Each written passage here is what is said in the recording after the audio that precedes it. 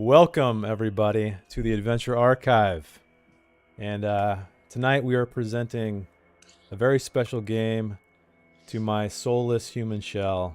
And that game is Mork Borg, written and designed by Pelle Nielsen, artwork by Johan Nohr, published by Free League. This beautiful book here that who won last time? Was it Jedi Mama? I I believe? think it was Jedi Mama. Yeah. I have to actually message her and get the stuff and actually mail that. I should do that. So anyway, I want to do a couple of shout outs before we kind of get the game going. Yeah. Let me know, is audio sound okay, stream? Is the music okay? Is everything sounding cool? Just give me a sign, everybody, if it's good. Anyway, I will keep talking. So first people to shout out is Heimat der Katastrophe. These amazing gentlemen, one of which being Noel, composed this soundtrack you're listening to one track of right now. They have given us permission to use it very graciously, so thank you very much. Can I get a Heimat in the chat? Do we have a... Oh, you got a Noel already. It's Noel. Noel. Yeah. So go check out their stuff. They got a ton of dungeon synth. It's really reminiscent of 80s dark synth, kind of Nintendo music, but it's great. And then I would also like to shout out, so we are running the Foundry system. This is not Roll20. And none of this would be possible without a guy named McGlintock on the Mork Borg forums. He developed this entire system because if you're unfamiliar with Foundry, it runs on like game systems. So it's not like Roll20 where you just jump in, you have to load a system. But everything you see here on the roll tables and character creation, that is all his work. So thank you if you are watching, my friend. And yeah, we talked about the giveaway already. Oh, if you're not aware, Mork Borg, if you have not watched session 1, this is a dark fantasy game. So much like Dark Kingdoms, the same disclaimer applies. There will be mutilation, there will be gore, there will be possibly dismemberment. We'll see how the players do tonight. All of the above. So if that's not your thing, stick around anyway, because it should be. All right, what else we got? I think that's it. Do we have any more housekeeping before we begin? Ryan's muted. I'm not muted. I was just yelling at the skull quietly so that okay. I wasn't interrupting you, and my madness would come through with Arvant. Yes. All right. That's it. That's it. So I'll give a brief. I gotta send it out to Jedi Mama, and that's it. Yep. For sure. Okay. Let's talk about briefly who we have playing here. We have Jess playing Nagel, the esoteric hermit, who we learned last session had a bit of a run-in, or she was fleeing from some people or creatures, we don't quite know. Discovered a woman in a ruin where she found a child who this woman was begging with her to take to these priests. However, the child was already dead, and Nagel decided that the best place to at least preserve the corpse of this child would be at the bottom of a well. And then we find her waking up at the bottom of a well, where she barely climbed out of before being consumed by the very thing. Now we have Nifel, who is a dead god's prophet. We learned Nifel, he turned part of the population of a small settlement and burned the heretics, but then his own flock turned against him, and he was forced to flee and hide in a stone chapel underneath an altar. And then he woke up in a crypt, trapped. The only thing visible was a burning flame, and he did everything except blow out that candle for some time, shattering pottery and shattering windows and etc., etc. But finally he got out, but not before releasing there was a soot-shaped man on the ground, and he began reforming as soon as that candle went out and the door was unlocked. But luckily he escaped They closed the door, resealed that thing in there. And then finally, not finally, we got 2 more to go. We have Ducky playing Abhorred Denies the Flesh. I think you're going by Abe for short, right? Is that what we're going with? Yeah. Okay, so we'll call him Abe for short. Now, Ducky is playing an interesting character called the Pale One. And a Pale One is kind of this alien, like indescribable entity. And he just so happened to be born from an egg in a bog, like a bog hag's egg, right? Was that right? Yeah. But we discovered his backstory where there was this horn that was very prized by this bog hag. And it was stolen by a woman. The magic of which was, used for evil, let's say. He went to go try and retrieve it, was unable to, and the hag, the very hag who raised him, turned on him, and basically bound him beneath the water of a swamp tree. Yes, and then he woke up, not under tree roots, but a bunch of rotting corpses in a plague pit. And finally, we have Hargha, played by Janelle. And she's a little bit of an older woman, if I recall. And she had a very nasty nephew.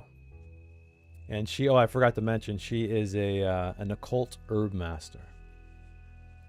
And this nephew, after years and years of abuse, she decided enough was enough, and she killed him with her own hands. But one of her neighbors, or guy, this guy that she worked with to sell her concoctions to make a living, walked in on this very act, and went and got a bunch of the townsfolk, and they strung her up, put a bag over her head, and that's the last thing she remembered until she woke up in that very same configuration, hanging from a tree. But luckily, she still had her knife on her and was able to cut herself free.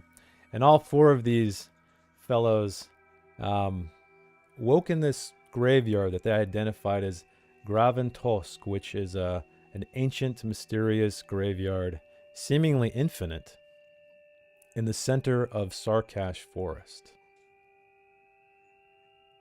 And they found a small tunnel that led into a crypt or a catacomb of some kind, where Nifel stripped clean, literally, a man in an upright sarcophagus, finding a fist-sized jewel in his chest cavity.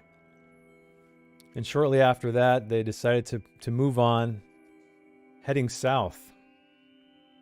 And the last thing they saw rounding this corner was a long, long hallway set with alcoves. And in those alcoves are these cloaked statues.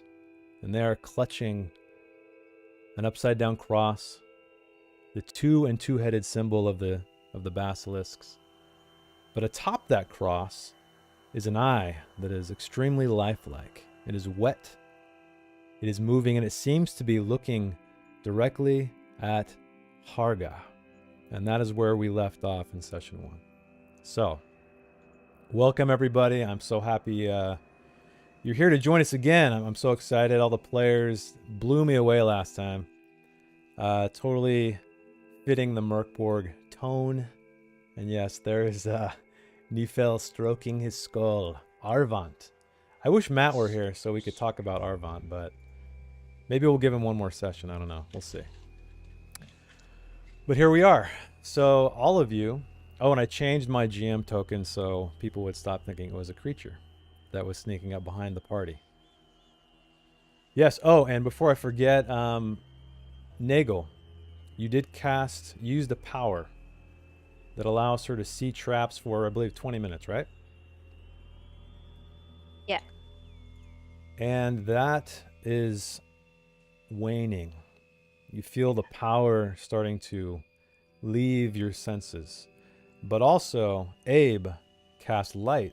So everybody in the party for 26 minutes, right? Correct. Something like that. Can see as if in pure daylight, which is a great thing to have in a place like this. So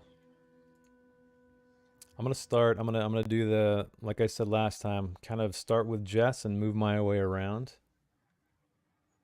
and then just feel free to jump in as needed once that happens. So, Nagel, as you stand there, looking at this over Hardha's shoulder, at this cloaked figure, you feel something isn't quite right with it, and it's beside the fact that there is a very lifelike eye sitting atop that cross. You can't quite place it, but it almost feels as if these statues are a little bit more than statues. That something may be inside them. But that is all you can tell. Hmm. Would you like to do anything? Is it like a trappy feeling? It's, you have a sense that they're waiting to be awoken. Okay. But you do know that just touching them or getting near them doesn't seem to be a trigger of any kind. It's almost as if they're maybe guarding something or watching over something. That's what you deduce from the eyes. Like they're ever watching anyone who decides to make their way down into these catacombs. Okay. I guess I will tell everyone. I think these are alive. I need to get my accent. And I'll just tell them what you said. So you guys basically all know that. So, and then, is there anything you'd like? I kind of want to, like, since I can feel my trap power waning a little, I want to kind of just like pace down this hallway a little bit. Okay, I'll let you move a little bit farther to maybe the next alcove. Okay. And so yeah, you see another set once again. You can kind of see these statues aren't recessed so much where it's difficult to see and all the way down. So Nifel, what is Nifel up to at this time?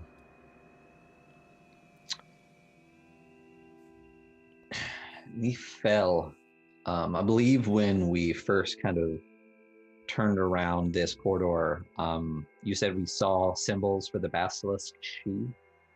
Yeah, so every single one of these statues, they are clutching a cross, an upside down cross, and atop that cross are these eyes.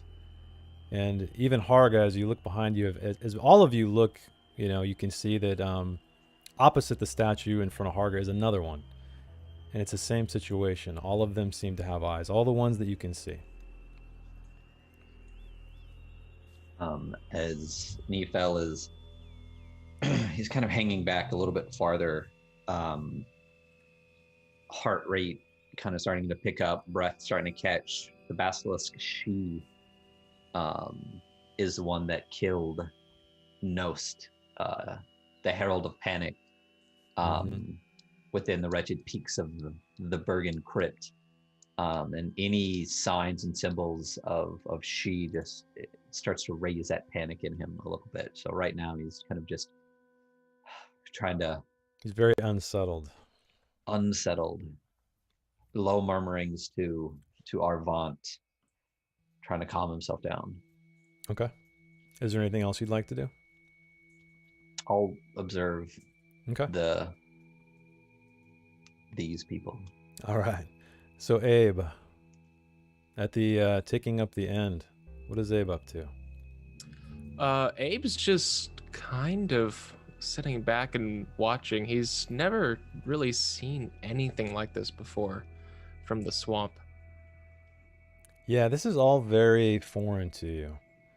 In your time in the swamp, I mean, that's pretty much all you were, except for that brief excursion to the town following the woman who stole your beloved bog hag's horn. But yeah. Okay. Is there anything you want to do, or are you just kind of observing? I guess I'll move up a little bit just to get a closer look, but Okay. I'm not touching Yeah, anything. as you move up, opposite Harga, you see another statue. Same situation. The eye is looking at you. We're being All right. watched. Okay. And finally, Hargha, the one who discovered this eye upon this cross. What is she up to? She's contemplating it. Well, this is new. Not like any cave I've ever been in. And she'll give it a good stare directly into the singular eyeball and say, "What have you seen? Why are the dead walking?" So you say this and you address it directly, and it does not respond. It just makes very direct eye contact with you. Look at the knight, I believe you said, in the statue. Is it a knight? Oh, it's like a cloaked figure. Okay. Can I see a chin? The face is kind of in shadow, and that's all you can really see. I mean, I guess you can get closer and look inside, and it looks like there's a vaguely humanoid face in there, but it's very roughly depicted. I'll just This whole thing isn't it's not like masterful work. It's very roughly hewn. I'll give it kind of a little chin pinch, like an Okay. old woman would, and be like, "What could you tell me? If only you could speak." No And she'll response. start walking down Okay. and following Nagel. All right. So, Nagel, the rest of your party begins to join you down the hallway. Do you want to? Yeah. What's up? Sorry, as people are starting to move forward, I have in my pack a sharp needle. Oh, look at this. I like where you're going with it. I would like to take this sharp needle and kind of get in front of one of these statues, kind of see is Abhorred denies the flesh kind of hanging here, or is he moving forward? I'm sticking back with you at the moment. All right. Yeah, I'm going to just kind of look towards him. Shh. Shh. And I want to take this sharp needle, and I want to just jam it right into the eye. Okay, you jam it toward the eye. There's a very loud ting. And it almost feels as if you've hit glass. It doesn't pierce the eye whatsoever. But there's no response. There's no reaction. The eye is still looking at you, seemingly undisturbed by your needle poke. It's fine, Havant. Come on, boy. And I'll start following the rest of the girl party. and the woman ahead of me. Yeah. Okay. So feel free to move your tokens. You have full control over them. I'll move my GM token. And you guys just let me know if you want to stop to investigate anything. As you move your way further down the corridor, you notice that some of these statues are, kind of off kilter a little bit. They're not perfectly parallel to the corridor. But other than that, they all look the same. Eyes, while you look, each one of you, they kind of just track your movements. But other than that, that's all you see. But they all look the same. They all look exactly the same so far. Okay. grab Hey, my knife. McGlintock. How's it going, man? Glad you can make it. I'm gonna No grab my bugs so knife far, man. and Sorry, what? I'm gonna grab my knife, and if there's any shiny parts on it, I'm just gonna like wipe it away, and like look at one of the eyes in the reflection, and see if it's still staring at me when I'm not looking directly at it. Yeah, so you look at this reflection, and your blade isn't perfectly polished or anything like that. It has a lot of Yeah. wear and tear, but you do see a hint of something. The reflection is warped, and it's difficult to tell if it's looking directly at you, but it appears to be. At the back of you, I should say, I guess. Does Harghat notice anything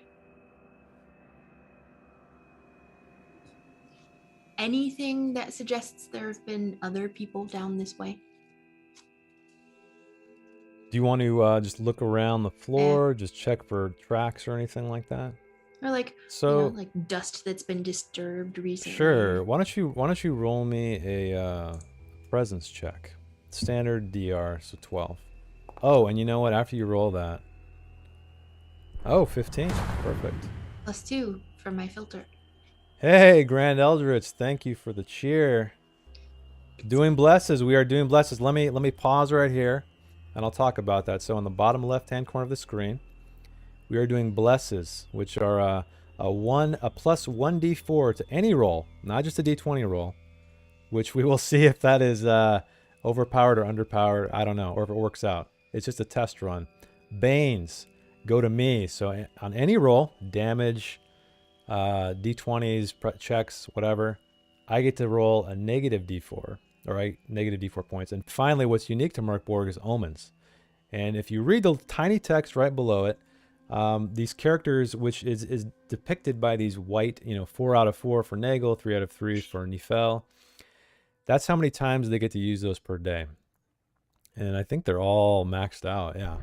But what those do, oh man, thank you, Gilded Steph. Awesome. Okay, so how many is that? So we got two all the way around. It's 2 for everybody plus an extra 1 for Ducky.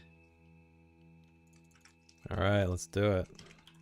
Thank you guys all so much. Yeah. Many thanks. I'm going to start throwing stuff at him. Oh, you said 1 for Ducky? 1 extra. So 3 for Ducky and 2 for and then myself, 7 Jess, and dang, so yeah, many. yeah. We're not quite in Dark Kingdoms territory with double digits, but I think we're going to get Not quite double digiting, but yeah, we're getting there. All right, so it should be updated right now. Okay, let me know if that's correct or incorrect. But anyway, omens. So if you guys read the text below, these are... Oh, wow. Hype! Thank you for the sub, Eltinde. Awesome. But anyway, so omens. The characters get these... they get to roll per day of what they get. Right now, some... of you amazing people purchase them, so that's why they're all maxed out right now. They cannot be purchased above their max, so that is what the second number is there. What they do... Oh man, we're getting more stuff. Hey, Votable, thank you for the follow. Much appreciated. 9 away. Yeah, 9 away. Speaking of the 9 away, if you guys check down below, we have a follower goal. We're going to play the amazing Source of Victory's Tomb of Mercy once we hit 250. So tell your friends. But anyway, omens. So they can do a variety of things, each chosen by whatever they want, whatever the player wants. So you can either deal max damage, reroll a die, yours or someone else's, any die, lower damage by d6, neutralize a crit or fumble, and crit and fumbles are a little bit more vicious in this game. So if you critically fail a roll on an attack, your weapon is either broken or lost. Same thing if you fumble a defense, because these are player-facing rolls. So if they fumble a defense, wow, man, the hype train is at 100. Yep, we just got that level 1. Wow, thanks. And Amerison cheered 400, another one for each. All right, let me, so we should be at 9 for Nagel, 8 for Nifel, 8 for Abe, 8 for Harga. And just real quick, I think the alert box is cropped like unvisibly. I don't know if it's behind a layer or if it's just but it crops off the top and sides. Oh, really? Yeah. Okay. Where's my alerts? Anyway, we'll worry about that at the break. We'll get to it. So one thing we forgot to do, and it's completely my fault, is there's something unique to Mork Borg, and that's called miseries. What miseries are is if you did not join our character creation session, you choose a length for the campaign, because as you know, the dying world is on the brink of an apocalypse, and once the 7th misery happens, the entire world ends and everything falls to darkness. And as a group, we decided a bleak half year was what we were going to do. And basically, I'm going to roll a d20. Oh, did we lose somebody? Oh, we lost Jess. All right. Zoom problems. I'll keep talking through it. I'll roll a d20, and every time you roll a 1, you cause a misery to happen. And that misery is a catastrophe of biblical proportions, permanently bringing this dying world closer and closer to the apocalypse. So here we go. Let's do a d20 roll.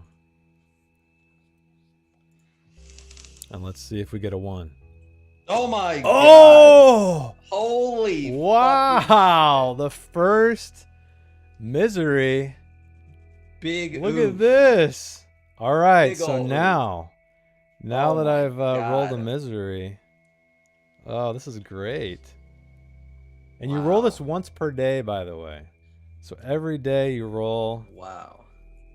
Is it let me every find so the have we chart. did we roll into a new, is it a game day or a game session? No, so we didn't do it last time. It's a game day. So Gotcha. once you guys So call it this a is night. yeah. Okay, so now I got to roll a. What is it, a D66? Yeah, a D66, so 2D6. I love that we got a misery already. Oh my god. The very first time we roll for misery, of course we get a goddamn 1. So it's a 1 and a 1. So I will read it aloud to everybody. We did not get a There's roll a 3 1 and then roll a ones. 1 and a 1. Yeah. Yeah, that's exactly what Yeah. happened right now. No. All right, I here is think, the misery which is going to permanently affect this world, and the players will definitely see what happens at some point. The city shall be made hollow. Of those who rest in hollowness, they shall not be seen. So that is completely up to me to interpret and build into the game.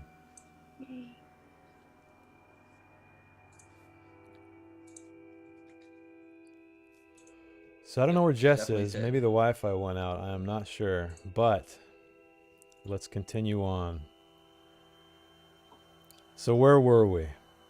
You guys were making your way down this corridor. Amerison, yeah, it's getting too heavy for her. It's not been any blood and guts yet. That's exactly what it was. Fuck this shit up. And she's on. Do we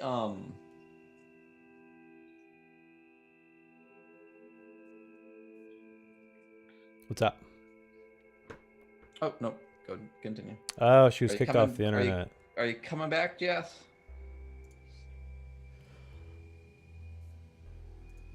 Hopefully. All right. That's why I always. All right. Well, let's. Do you want to take a quick break and figure this out, or keep moving on? Yeah, let's just hop to a BRB real quick, get her back. We'll in be here, get right situated, back and then try to hit fix her hard. internet problems. Be right back. You can stop the apocalypse.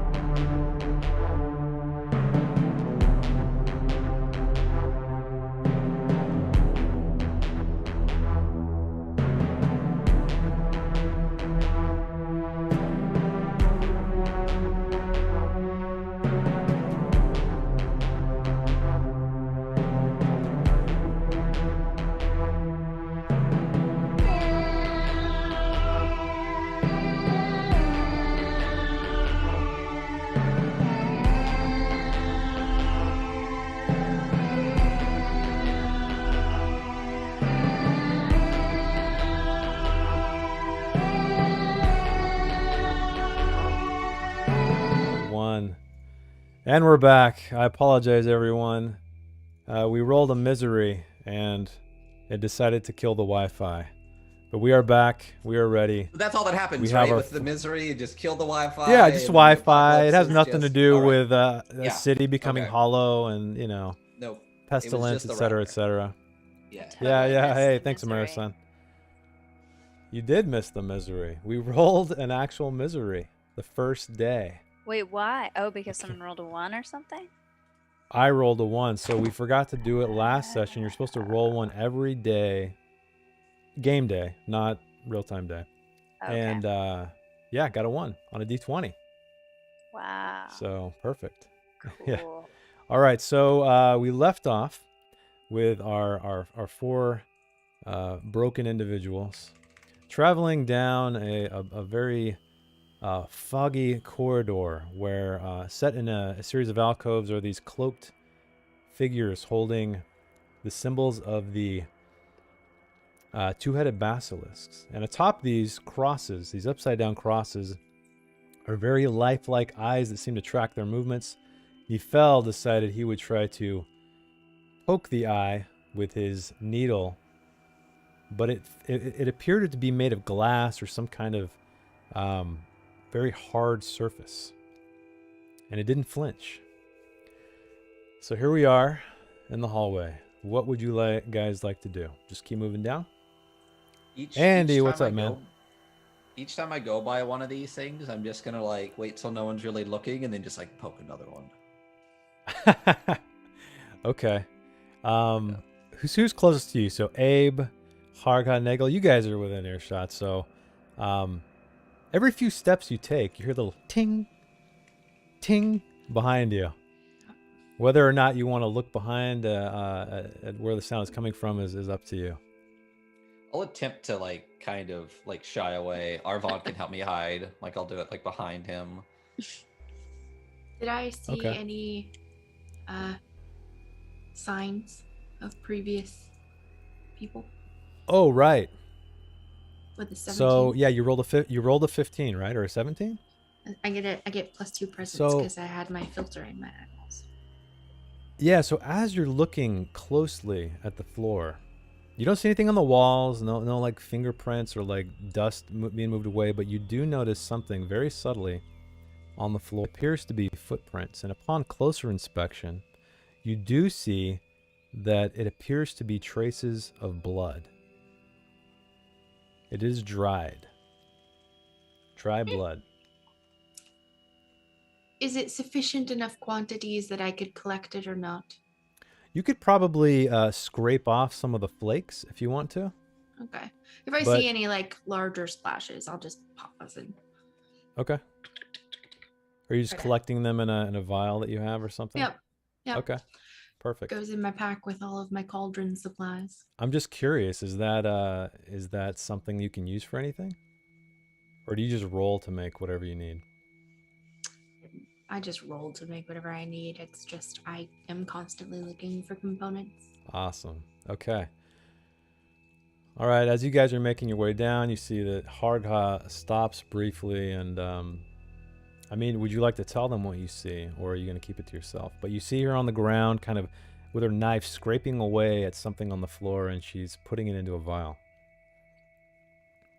Useful. Might be useful. Not sure whose it is. What, Might mess what, it up. Oh. Oh, what just are you doing? I found some. Well, what I suspect is blood. I think it is. Oh no. It matches the other blood. So it's dry. Dry's. I'm not sure if dry is good or worse. We're going to die. We're all going to die. Eventually, yes, but not today. I'm gonna just like keep pacing. she huffs her sack back on her. Okay. Start walking forward. Are you As gonna you feel the as- presence of Nost, girl, that panic that rises in you.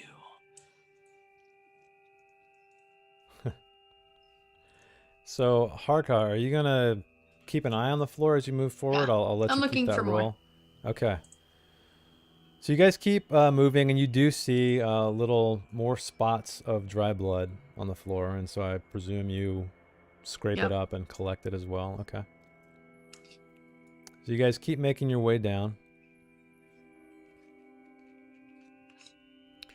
And I'm guessing this is the accurate marching order we have here?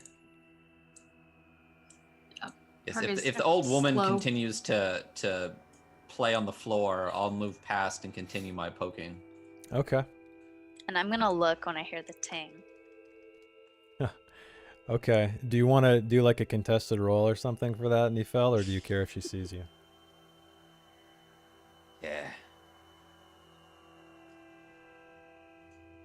Yeah? Okay. You want to do it? You guys want to roll I don't a... care. I'm. Oh, you don't care if she sees you then? Okay. Well, then I won't make you do an agility versus presence then. So yeah, you turn around and you see Nifel like kind of... You don't see what he's doing, but you see that he's holding a needle in his hands and he's looking at one of these glass eyes atop the statue. What are you doing? If I see her looking at me, I'm just gonna like, it's fine. I'm gonna look her right in the eyes. I'm just gonna poke the eye. All right, there you go. Nothing. Don't worry about it, girl. Poke it again. I'm gonna like just shake my head and shuffle away. Okay. Muttering, So like, Nagel, we're all are gonna you die. keeping your eye out, literally? Your eyes out? Are you keeping an eye out while you move down the hall, or are you just kind of... Yeah. Okay. So I'm like As very like you- nervously like looking Yeah. as I walk. So as you make your way down, you feel that your presence kind of leaves you. You get kind of... You feel something different at the moment just as it vanishes from your mind. And it's coming from this statue here. If you guys can see my pointer, hopefully. And as this happens, the light that Abe cast goes out. Oh gosh. So what So I'm going to my- do is adjust your guys' vision back to 0. I'm gonna take out my lantern. Okay. Do you remember how to use that in the... Oh yeah. Oh, Evil Andy! Thank you for the omen. Maybe that. I will that take one? care of that as soon as I adjust everybody's vision. To adjust that command. Did I get everybody? Did I get Harkai yet? No, I did not. And I need to get the GM token. Okay. So now our party of 4 here is again in darkness. Nagel takes out her lantern to illuminate this catacomb hallway. And let me get on that omen. Oh wait, who got an omen? Everybody's maxed. Janelle did. All right. I will Got the baby give it to too. her. Just keep in mind on the omens, if they are maxed out, they cannot get any more. But I will make an exception. But look at that because... face. You can't deny that It's face. just so adorable. So yeah, just keep that in mind, everybody. I'm trying to make sure nobody gets like crazy numbers of omens because they can be. Oh, no worries, man. No worries. It's cool. That just means I have to use one real quick. You got to use one really quick. Okay, so back to the game. So now that you have your lantern lit, Nagel, you see that the eye looks different on this particular statue to your, I guess, to your left. It's red. It's very, very red. But where you're standing about, I don't know, 5 feet away from it, and that's all you can see. And when I say red, the entire orb is red, not just the iris. Okay. This eye is different. It's red. And then I'll like motion everyone to come over. Let us see how different it is. Oh no. And I push past her. And I will move back. I need the light, girl. Don't go far. So you're moving right in front of it? I am needle in hand, Arvant in the other. Okay, as you step forward aggressively with your needle, you said your needle's out, ready to poke the side maybe? Mm-hmm. You feel your foot closest to the statue fall through the floor. And you feel tremendous pain on your ankle as if something is biting into it. And I need you will take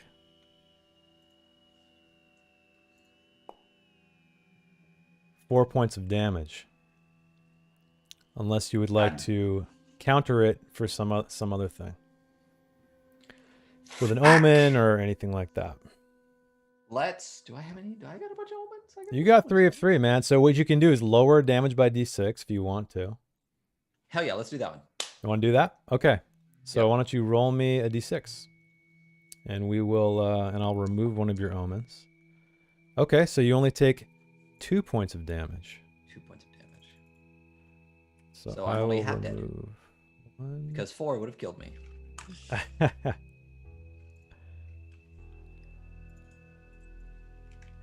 All right, we should be updated on the omens. 2 of 3. So the rest of you, you see Nefel's floor as he excitedly moves toward this statue with the red stone or red eye on top of the cross. His foot falls through the floor and he stumbles. And whether or not you let out a shriek of pain, that is up to you. Yeah, no, But, I definitely. you definitely do. The now numerous times, fuck! And I like, can I pull my, is it grabbing me or can I pull my feet back? Yeah, so no, it is, your foot is held at the ankle. About like a little bit above your ankle under the ground. And you can see one of the stones is exactly where you placed your foot. And that is where your foot, oh, Sursa, give me another bane. All right. Coming in with the banes, of course. Thank you, yes. man. So I will up my banes.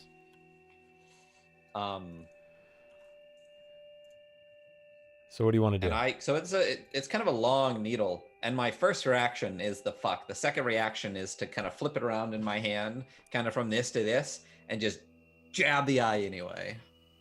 Okay, so you jab it, and while you're this close, you can tell it's not like the others, and also not just the color of it, but the shape of it. It's kind of a crudely cut red gem. And it almost appears as if the eyeball had been removed somehow, and this one replaced. But you jab at it, and the gem like rolls off onto the ground. Like off the... Tink, tink, tink. Oh, is it similar to the gem I already have? Yeah, it's kind of, but it's not as beautiful. It's very crudely cut. Gotcha. Yeah. Well, But it's come about the help size me. of an eye. Something's got to my foot. Hold on just a moment. And I'm gonna I give can't hold on. Come over here. Bring the lantern. I'm gonna give a glance to the one that's right next to me since Nagel was right there. Is it red in the eyeball or does it still look normal? No, it looks normal. Okay. I'm gonna come over. Maybe you shouldn't I'll, be poking things.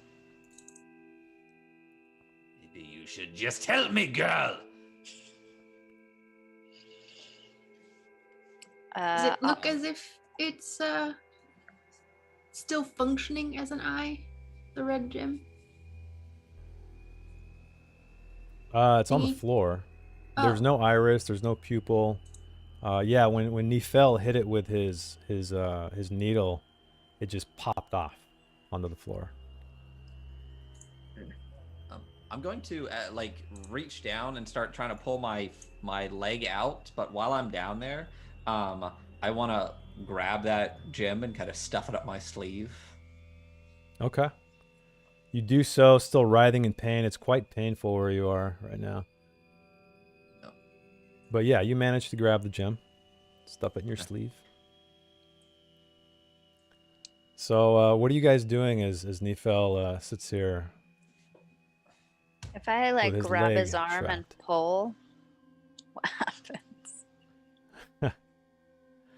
How hard are you pulling him? Just like he doesn't Just seem like- to move. Okay. I just mean, I like don't a know, little Nefel. How do tap. you react to that if Nagel comes up It's to you? my and foot, touches? not my arm, girl. Alright, well. I'm gonna take a good look at what exactly is happening down in the foot area. Okay. You look down there and you can make out in the lantern light that there's a little mechanism. It's a very crude mechanism, much like a bear trap might look, and it has Nefel's ankle. And it's from the below the stone has been excavated and that's been put there. Oh. Something that perhaps I've used before to catch Yeah. things. And the actual stone you can see is what used to be the stone was carved down to be very thin, and it lays at the bottom and shattered, in pieces. Is a release lever visible? You don't see one. You think that maybe the only way you can do this is oh no. Toes. Look who's doing the jokes now. I'm not eating. You feel as if it might just take brute force of some kind. There doesn't appear to be any kind of safety release or anything like that. This is not made by an expert craftsman by any means. This is a very crude, possibly repurposed trap of some kind put here. Well then, someone with a Oh, little man, more strength. What do you Another have to Bane. do? Ooh. Thanks, Ursa. Come. And she'll point out where on the trap you have to push. Hopefully giving advantage or something to someone who is stronger than she is.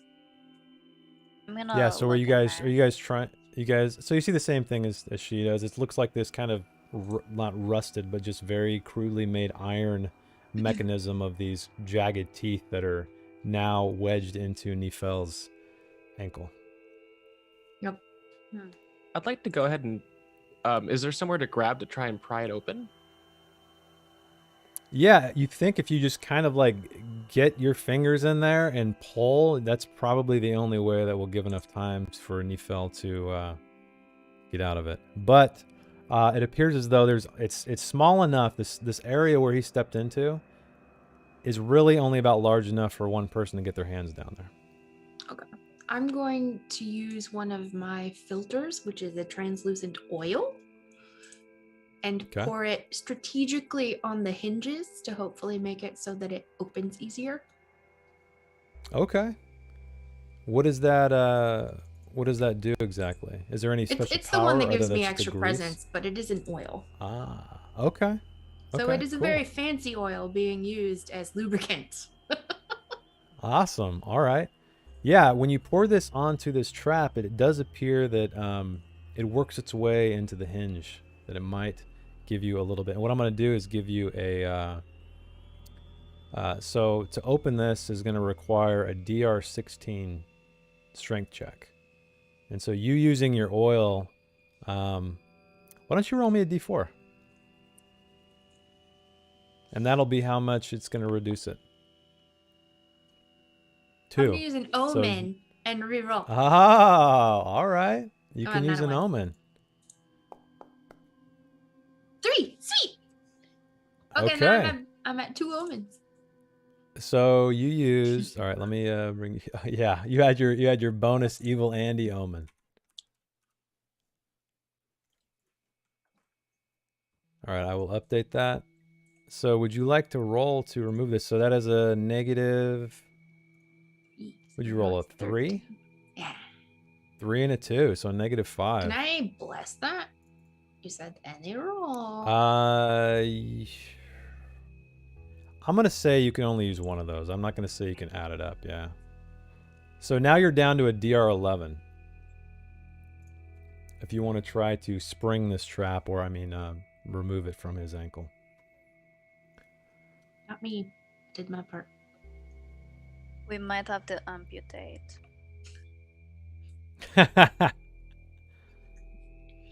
She starts sharpening her knife on one of the walls as a crude whetstone. Oi, pull this off of me. Yeah, I'll go ahead and try to pry it open. Okay.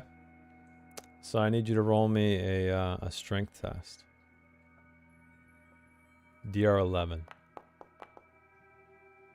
Oh, nice. Okay, 17. So you reach you down there. You find a nice open area of the trap that is not very sharp, and you open it just barely. And Nifel, you feel the agony from your ankle removed, or released, at least the most painful part of it. So, would you like to release your foot? Yeah, I ripped my leg out of there. Okay. You rip your leg out of there. Okay, and then Abe, are you just letting it close? Yeah, I'm gonna pull my fingers back. Okay. So you let go of it, and it's just a really loud tang. But you guys also hear something else. You hear heavy breathing, and you hear rapid footsteps coming from somewhere very close to you. It's getting Can I closer. see anything? Oh gosh. Where are you gonna look? Where are you gonna look? If I'm just like Just holding ahead, up my everywhere? lantern, like in front of me, behind me. Okay, so you're looking, you look ahead, you look back as far as your lantern light will go, and you don't see anything. But what you do see, finally, is there's a small gap in the wall ahead to your left, Nagel. I don't know if you can see it. But this individual Oh god. pushes his way through it sideways. You first see an arm, and it is just slick with blood. And it's just grasping at the air, flinging droplets of blood everywhere. And it pulls the rest of itself out. And you see it's a man. He's kind of... He's looking at you, but he's wearing a skull. Half a skull on top of his head. It's kind of cracked and all that, but you see just these bright white eyes within that skull. And he's completely nude, except for blood. From head to toe, he is just slick with blood, and you can see it glistening in your lantern. So now what I want to do is everybody bring you into combat. Wait, can't we just talk? Is this a Do you friend wanna of try to talk? yours? He seems reasonable. Oh boy. Oh boy. So, well, first what I want to do is somebody roll me a d6. Because in Mork Borg, a 1 to 3 means the enemy begins, and a 4 to 6. Okay, so you guys get to go first. So I still need you all to roll initiative. But what I'll do is I'll move it. I'll move him last. Hopefully I can. Where's our Yeah. initiative roll? If you click go to little the, fist. Yeah, if you want to go to the fist, you can see that right there. We'll just play it by ear. Oh. And I need to change the tunes. Let's get some Scum. battle music.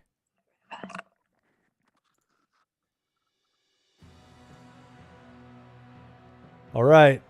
So as this skull-faced man stands there completely nude, just with claw-like fingers, no weapons whatsoever, but just completely covered in blood. What do you do? So it So looks it's like Nagel first, right? Nagel's first. Okay. Let's see what I can do.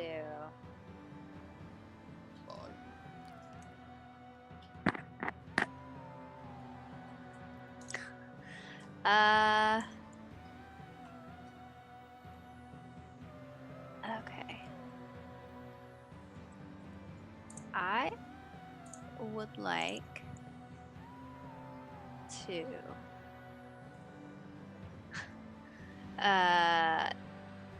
take out my perfume and just kind of Okay. like step up and spray him in the eyes. Okay, you want to try to like it's like a distraction or something?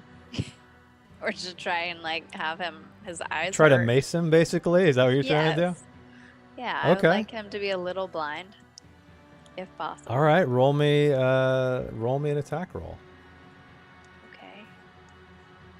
Attacking with, if you want, I'll let you do an agility if you'd like instead. Whatever's better. Okay. It's up to you. Yeah, I'll do that. Because I'm gonna assume that's gonna take the precision. I. Okay, you rolled a 10. Oh, what are you gonna do? wanna- Malkios tactics. Yes. Bless it. Where? Okay, so roll me. I'll take away one of your blesses. So 13. Okay, you successfully get him in the eye, and he's Ugh! He just starts rubbing at his eyes, and in the process of doing so, he knocks his skull helmet off. And you see that that is the only part of him that is not covered in blood. It's almost as if he has a residual flesh-colored skull where his face is. But he just still has these wide, just ravenous eyes looking at you, and his mouth is dripping with drool and blood. And he's just wiping at them.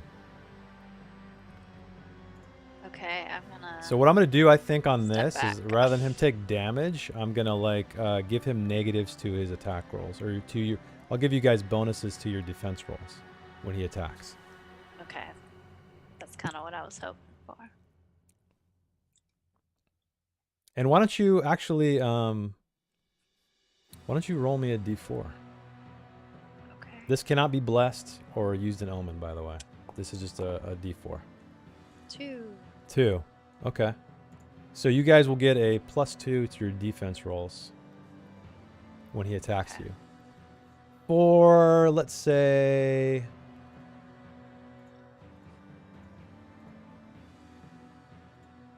Let me roll something here. 1 round. Can you roll something Before besides he- a 1? Except when he attacks us. That would be great. All right, so you move back. You guys all see this. Nagel like sprays something in his eyes, and he just rubs at it, and he's like trying to get it out of his face, but he's, you know, with that as she kind of shoves her way back between everybody. So, who is next? I believe it is Abe. Yes, so Abe's gonna go ahead and step in front of Nefel here because he's slightly injured. And I'm gonna go ahead and use the metal ball bearing that I got from that skull and use Okay. my sling and aim Okay. straight for his head. Go for it. Yeah, you're gonna be, what are you, like 10 feet away, I guess, right? Or 5, about 8 feet. So I'm gonna say you can't be right in his, you know, melee range. You're far enough away. Okay. So go ahead and roll me an attack roll.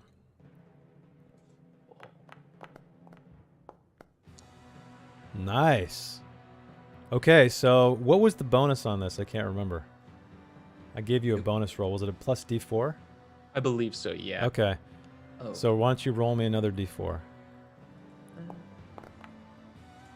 Nice. So 4 points of damage. So you just swing this sling around, let loose that new iron eye that you stole from the statue, and it actually knocks him in the side of the head. And you hear this massive crack, and he stumbles back a few steps. All right. Who's next? Nifel is next.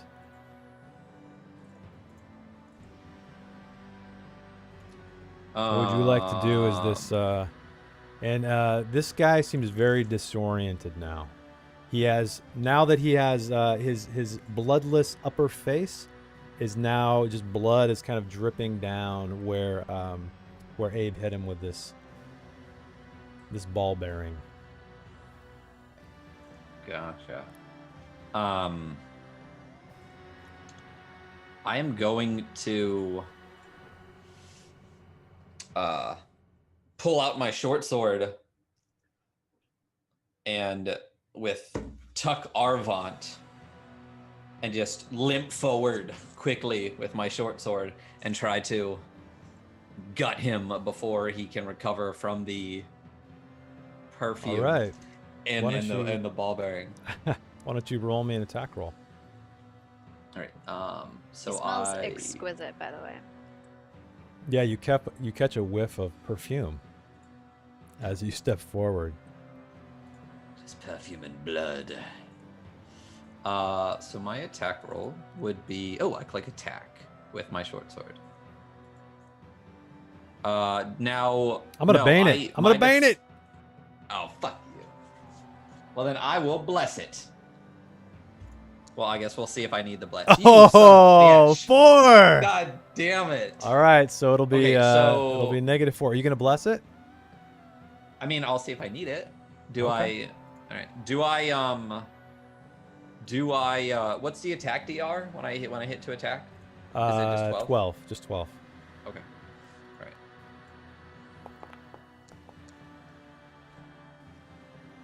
What you got? I didn't even I'm gonna see it. re-roll that with an omen. Okay, so you're gonna use an omen, not a bless. All right. Yeah, because it's a 1, right? Am I? Yeah. So let's just go ahead and do that again.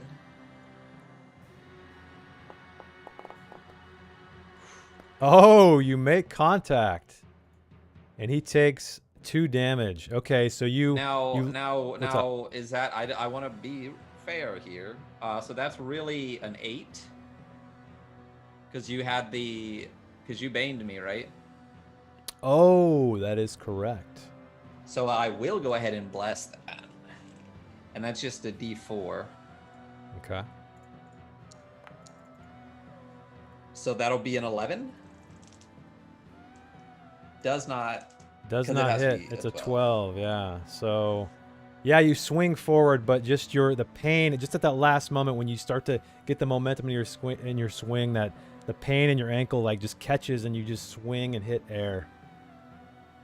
So Harga, what is Harga going to do as you see this? Oh, are you going to move away? Oh, by the way, everybody, there are no attacks of opportunity in this game. If you are within melee distance, you can move out. No big deal.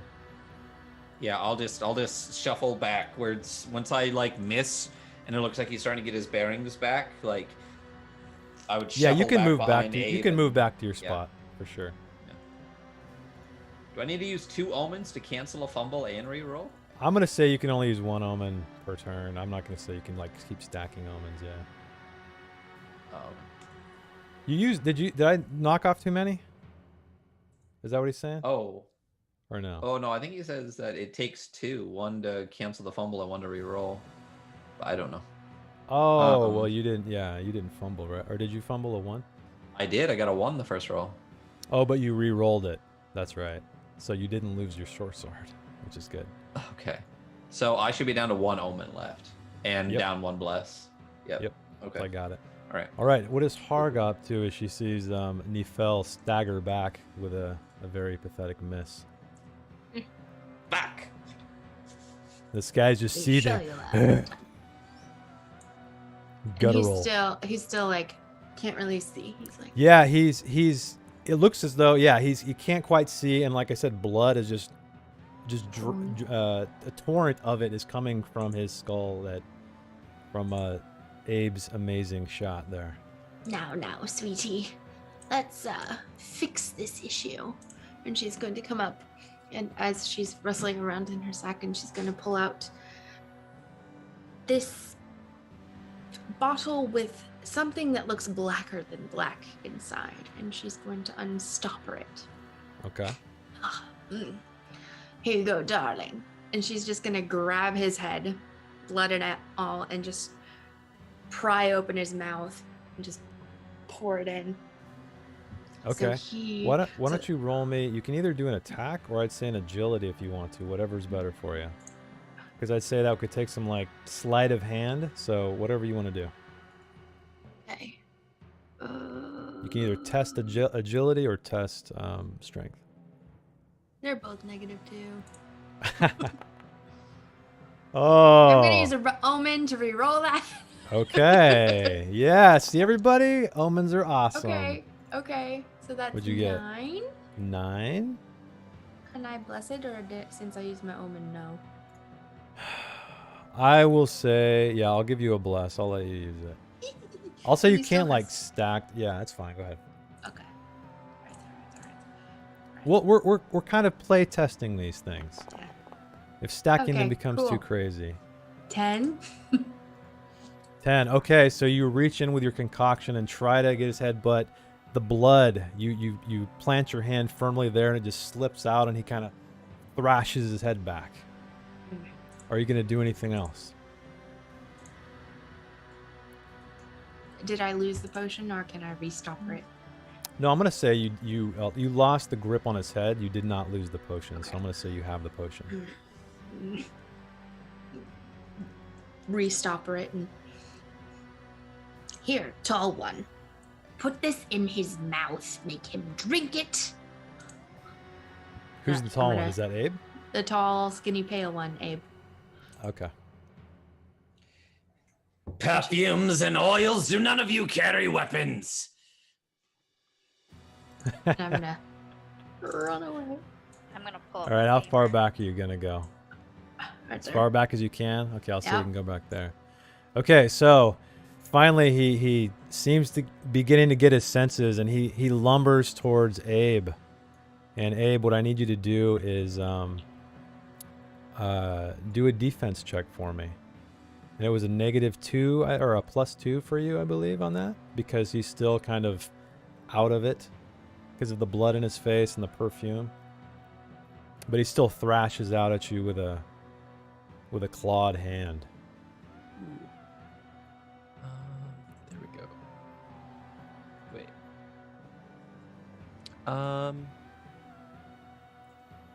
It's asking me for the incoming attack to roll for defense. Oh, yeah. So it's just going to be a 12. 12. Or wait, what is your the incoming attack? What damage? Yeah, it has it grayed out as 1d6, but it says I can type Oh, something in there. 1d4. 1d4. Okay. Yep.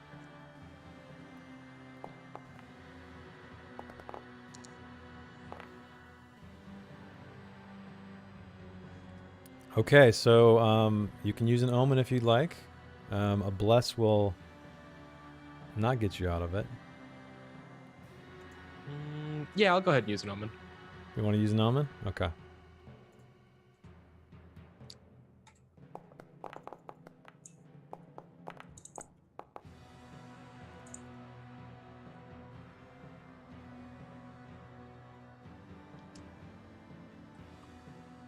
What did you get? Oh, 1? Yep. Oh, wow. Okay. So damage 1d4 times 2 is 2. Armor is 1d2, 2. So he rolled 2 damage. But you have armor that rolled 2, so you don't take any damage. Oh. Take 0 damage. So what he does, yeah, so this is a damage soak game. So what he does is he lashes out at you, but you just kind of you reel back and expose your, what are you wearing, leather or something? Leather, yeah. Leather, okay, and his hand just claws across it, and you just kick back your head.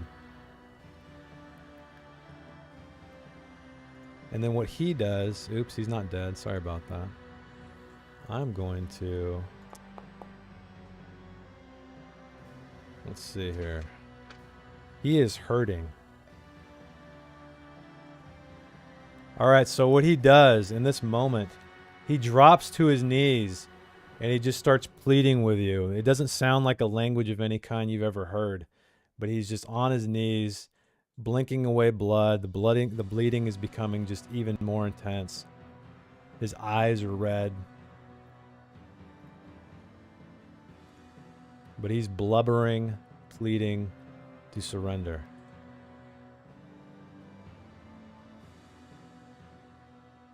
Oh, that's what I forgot to do. What would you like to do? Anybody? Can you speak? He just and you can see in the blood just tears coming down his face. And he who's in front? Abe. So Abe, he begins to just kind of like grovel at your feet.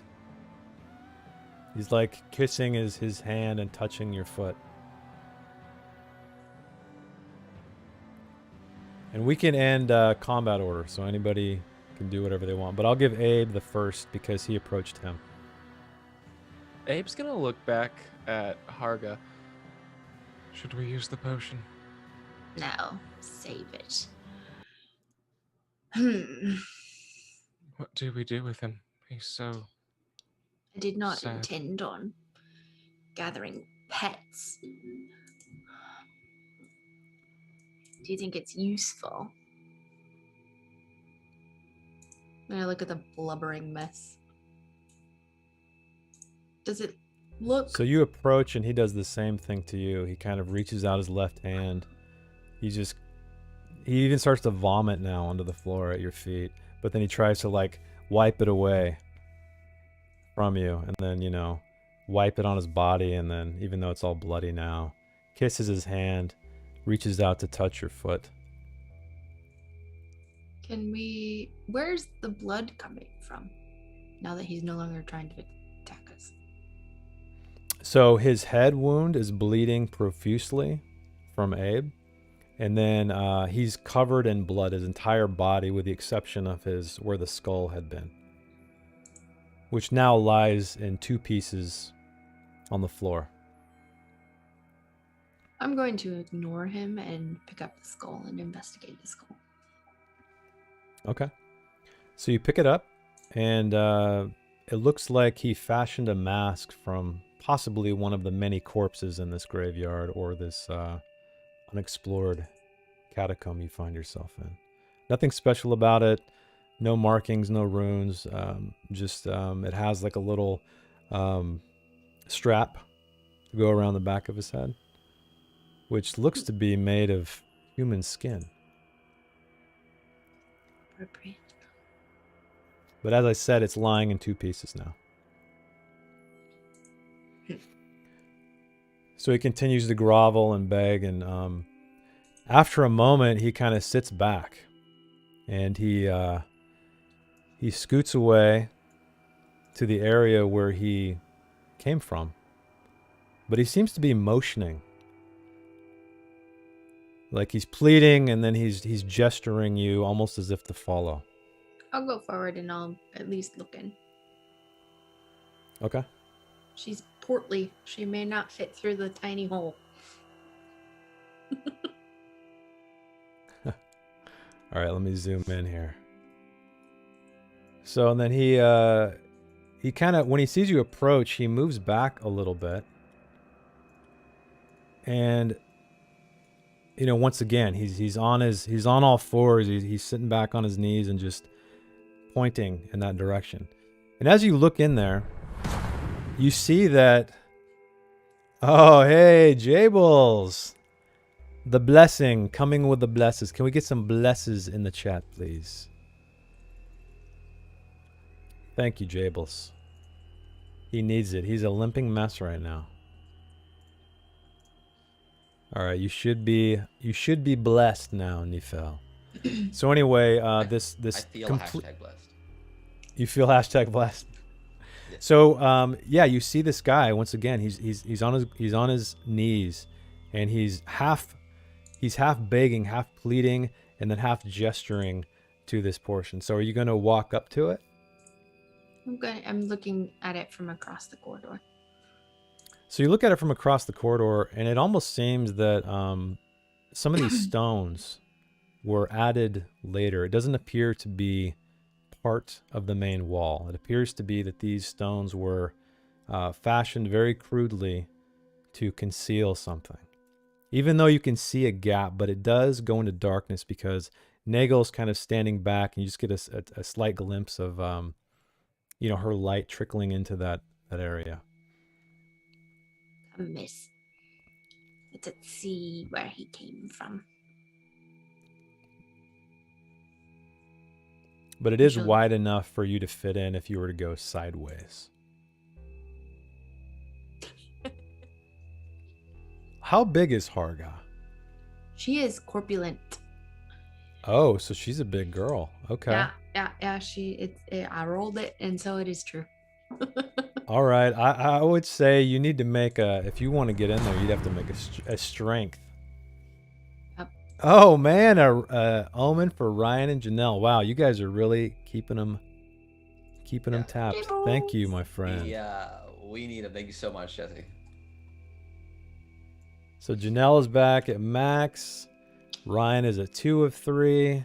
And remember, folks, I'm not allowing them to go above their max omens, which is the far right number. So as much as we appreciate the generosity and support, try not to go beyond that number. So anyway. She'll kind of kick at him and move forward. Okay, he kind of screeches and blubbers, and he vomits again. He heaves, and he starts dry heaving. And when he dry heaves, you see it looks like almost shards of bone come out, and even a bit of undigested entrails spatter onto the floor. Okay, and so what'd you say? You wanted to go up to the wall and do what? She goes up to the area he came out of and tries to strain and look in. She's not going in yet. So you look in, and it's just darkness. From where you are, you can't really see much of anything without any kind of light. Bring the light, at least from behind. And I believe the light should... Hang on. I will fix it.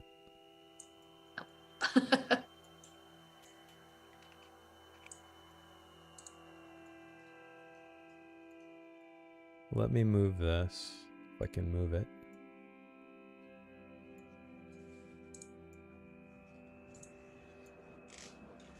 And hopefully you guys can see now. Yeah, it looks like you can see. So as you look in, you can see that the hallway widens. About 10 or so feet further inside.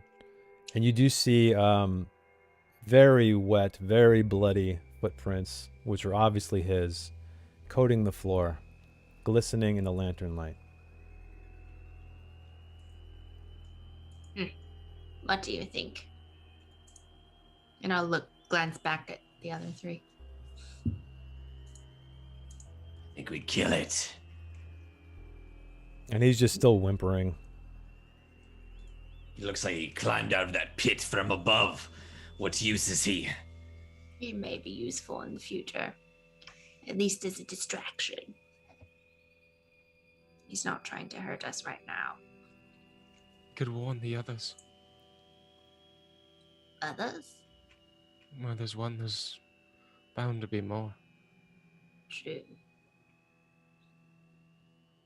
I'm gonna push past them. And what is this bloody, naked man doing right now? Is he still just on the floor? He's just whimpering, yeah, breathing rapidly.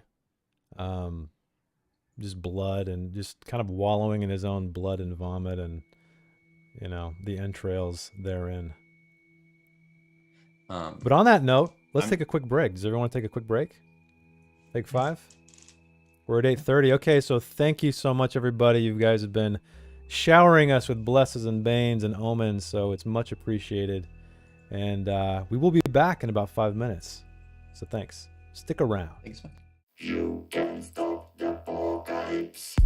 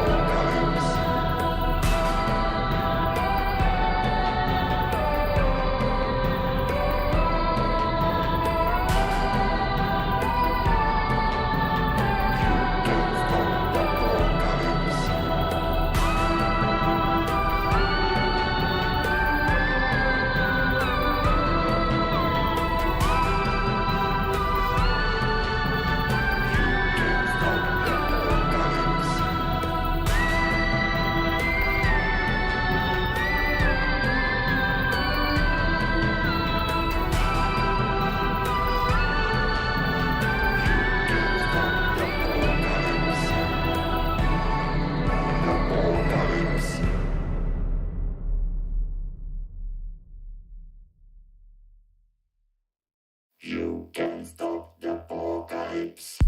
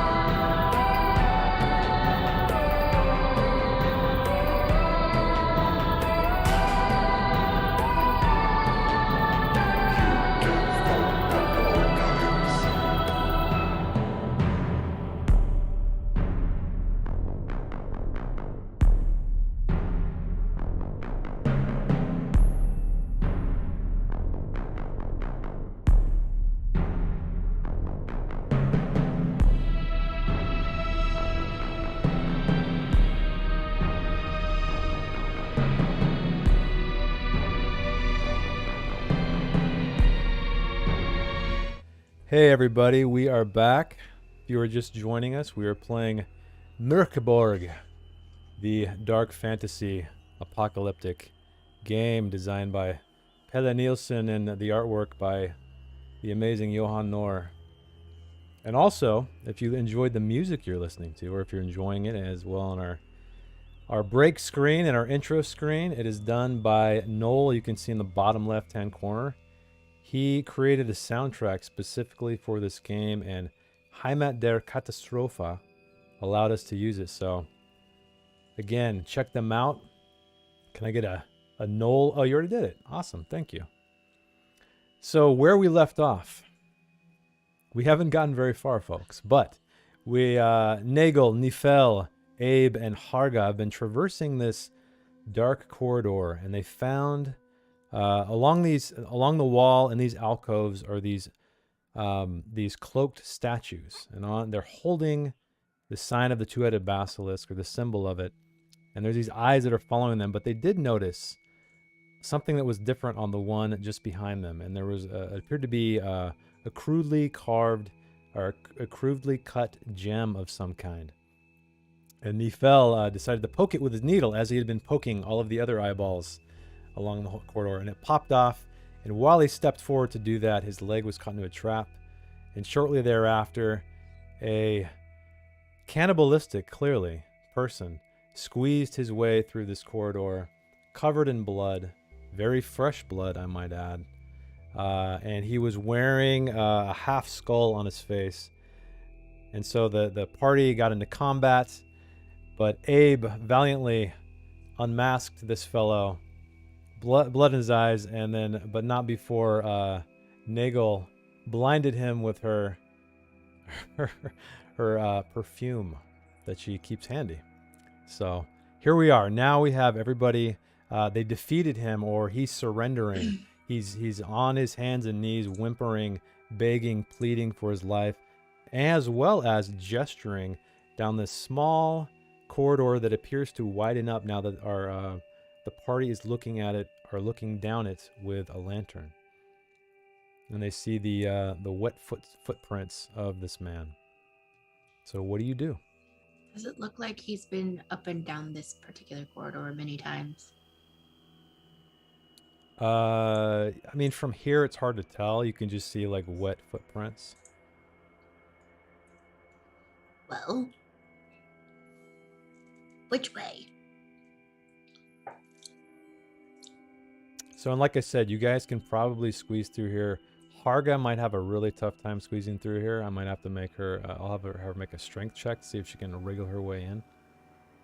So this blood-covered naked man is vomiting up bones and entrails and stuff, right? Yeah, I it looks still have like my there's... short sword out. Okay.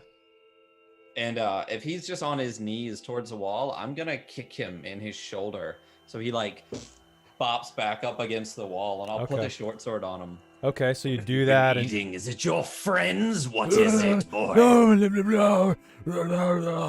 And he just keeps pointing to the corridor. He doesn't. He's just guttural. And then as he opens his mouth, you can see that his tongue appears to be missing, as well as most of his teeth. And so that could be impeding his speech somewhat. You can't even speak to tell us what is happening. What good is this creature? Avant. I agree. And I'm just gonna stab him in the throat. Okay. All right. Why don't you roll me an attack roll? And if you succeed on this, he's dead. You won't even have to roll damage. Is that attack DR still 12? I'll also give you advantage on it. So just roll, DR 12. Give me a 2d20 because he's just kind of on the ground, not much chance to slip away. And by the way, if anyone wants to intervene, you do see this. You see that Nifel pulls out a short sword. That is a hit. Curses at this man and begins to drive his sword into his throat. Does anyone want to do anything? Impetulant youth. And she'll just kind of like begin worming her way through the door. Okay. Way. Anybody else? Nagel, Abe? Or are you just gonna let what happens happens? Abe's just gonna crouch down next to him and just watch. Okay. Nagel? Anything? So Harga is going through the She's trying to small go through the corridor. Yeah, basically I'm Yep. asking if you want to react to what Nifel is doing, or are you just gonna let him do what he's gonna do? I'll let him Just do let what him. he's gonna do. Okay, so Nifel, you drive your sword into his throat. His eyes widen impossibly, and he looks right at you until you see the life fade from him, and he slumps to the floor and slides off your blade. Unless you want to pin him to the wall, it's up to you. No, it's all right. Okay, so he crumples to the floor, and just a pool of blood slowly begins to grow around him, from his neck, from his head.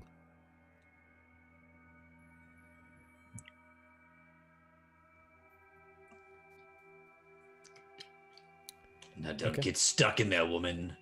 You're like a Jesus. giant So- cork. So Harga's gonna try to go in. Yeah. All right, why don't you roll me a strength, and let's just do standard difficulty of 12. Maybe use that oil Nope. that Yeah. you seem to like so much. So you're not 7 gonna letters. bless it. Oh, I guess you can't really. It won't work. You're not Nope. gonna omen it or anything. Nope. Okay. I'm just gonna say. All right, push. you try to like squeeze in, and your bosom and your belly and everything in between and behind just can't quite make it through this cramped Am I corridor. stuck, or did I? No, I'm gonna say you're just unable to get through. You didn't make it stuck. You didn't get stuck in there. Actually, you know Someone what? else. What the hell? Why don't you roll me a 1d2? And on a 1 you're stuck, and on a 2 you just weren't able to do it. Okay, Oh. so you are not stuck. Okay. You So, make yeah. just. Well, someone else. She'll gesture at the. opening. Okay. So you step away, and you guys see this. You feel as though any one of you could slip through as long as you make your way sideways. Just gonna- That's not nice, Avant. We can't all be skin and bones. She's gonna start carving the corpse. Carving it? Mhm. Okay. Awesome. I- Like I explain think this to you've me. What do you? proven that you've eaten enough, haven't you? She's gonna ignore that. So what do you? Why don't you explain this to our viewers in the party? I'm just curious what Harga is doing actually. She is looking for the liver and kidneys. Okay. Awesome. All right. So while you're doing that, what are you? Let's start back up the top. So Nagel, what are you up to? As you see, Harga just carving up this recently deceased man. I'm gonna be kind of like peeking. I like Melon K. Holy's comment. Holy shit! What did I just come into? Yes, welcome. You came into Mork Borg. So they just killed a blood-covered cannibal, and now they're making use of his body parts, his internal organs. Harga is anyway. So Don't let things go to waste. all right. So sorry, Nagel. Go ahead. I'm gonna kind of squeeze in a little bit to that area Okay. with my lantern held out, So feel but I'm free. not gonna go very far. Okay, so feel free to move your token as far as you can move it. You should be able to move it inside there. If not, yeah, there you go. Okay. So you see what you see. And, as far as your lantern can see is what you see. So you do see, like I said, these See some footprints. feet. Yeah.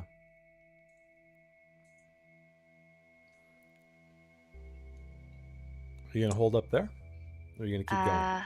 I want to go to like this little corner here. Okay. Yeah, you see that the corridor widens. Nearly as wide as the corridor you were in previously. And the stonework here is much more finished. You can see that this was the intended corridor that had been closed off by someone or something.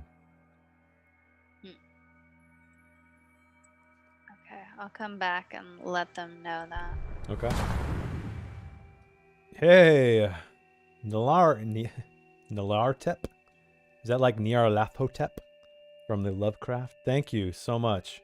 So what are we doing? Are we 200 bits? How is that going? Is that going to be blesses toward the players, bane toward me? What do we want? All right, well they decide that. Nifel, you are next up. What are you doing? And I saw Nagel kind of disappear with the light and then come back. Exactly. Well, what did you see, girl? I explained to you guys that it looks a little bit more finished and that it opens that.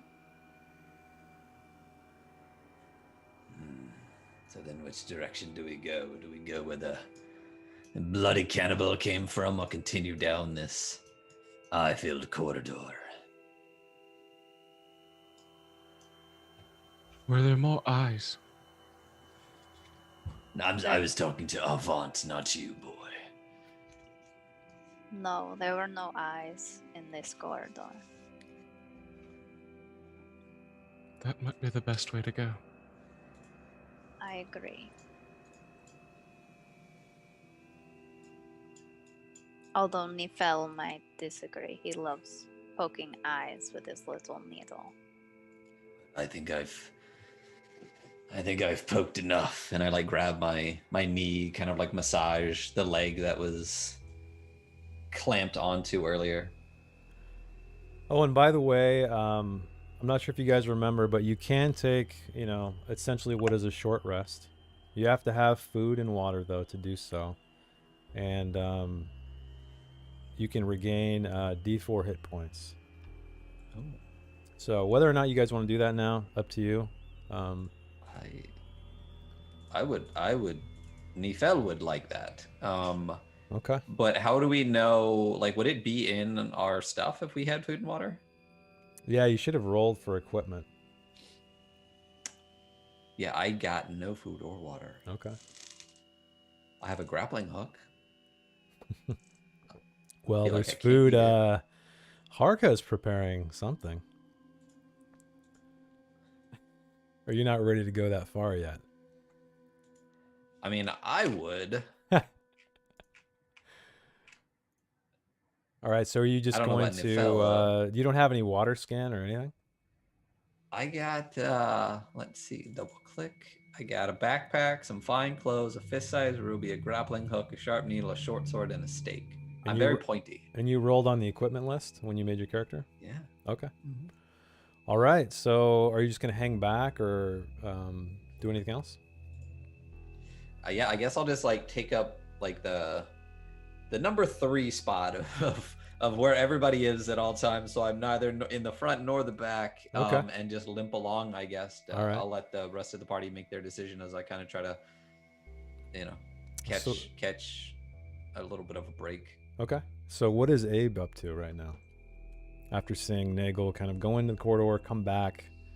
Nifel's, taking a look, but deciding to hang back as well.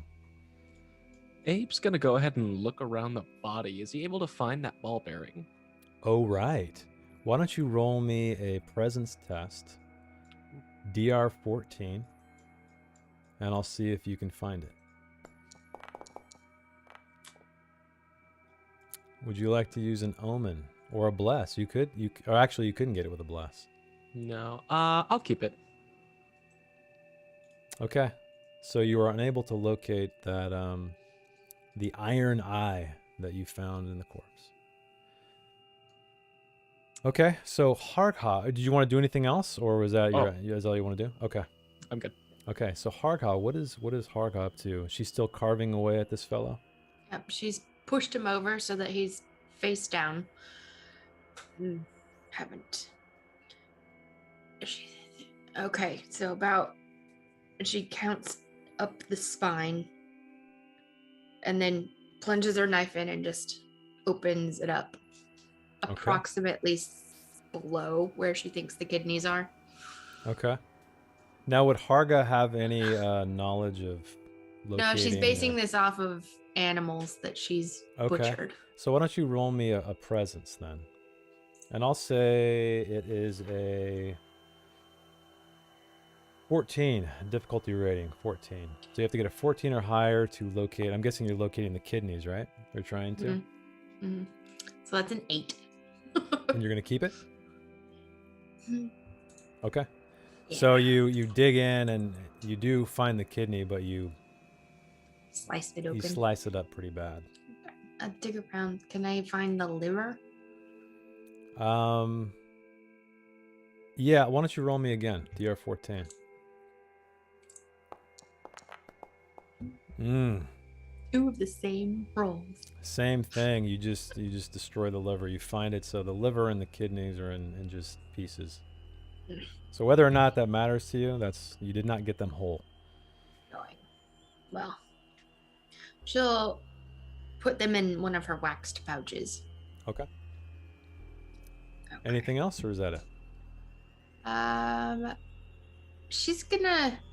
It's kind of dark now because the light has left, but she's kind of like gonna use her hand and scoop away some of the blood that's covering the body, just to get an idea if like there are any tattoos or marks, or There's just no, get a there's better no, idea. yeah, there's no markings or tattoos. This man looks like he is strangely well fed, and I don't mean an obese way, but his musculature is kind of impressive for, not that he's like a bodybuilder or anything, but he does not look starved at all. He's very lean. But yeah, no markings, no tattoos. He has a lot of wounds on him though. And as you look, you see everything from what appear to be blade scars to like teeth marks. All manner of things are on this man's body. But that's all you find. So Nagel, what is Nagel up to as she sits here in this corridor with a lantern?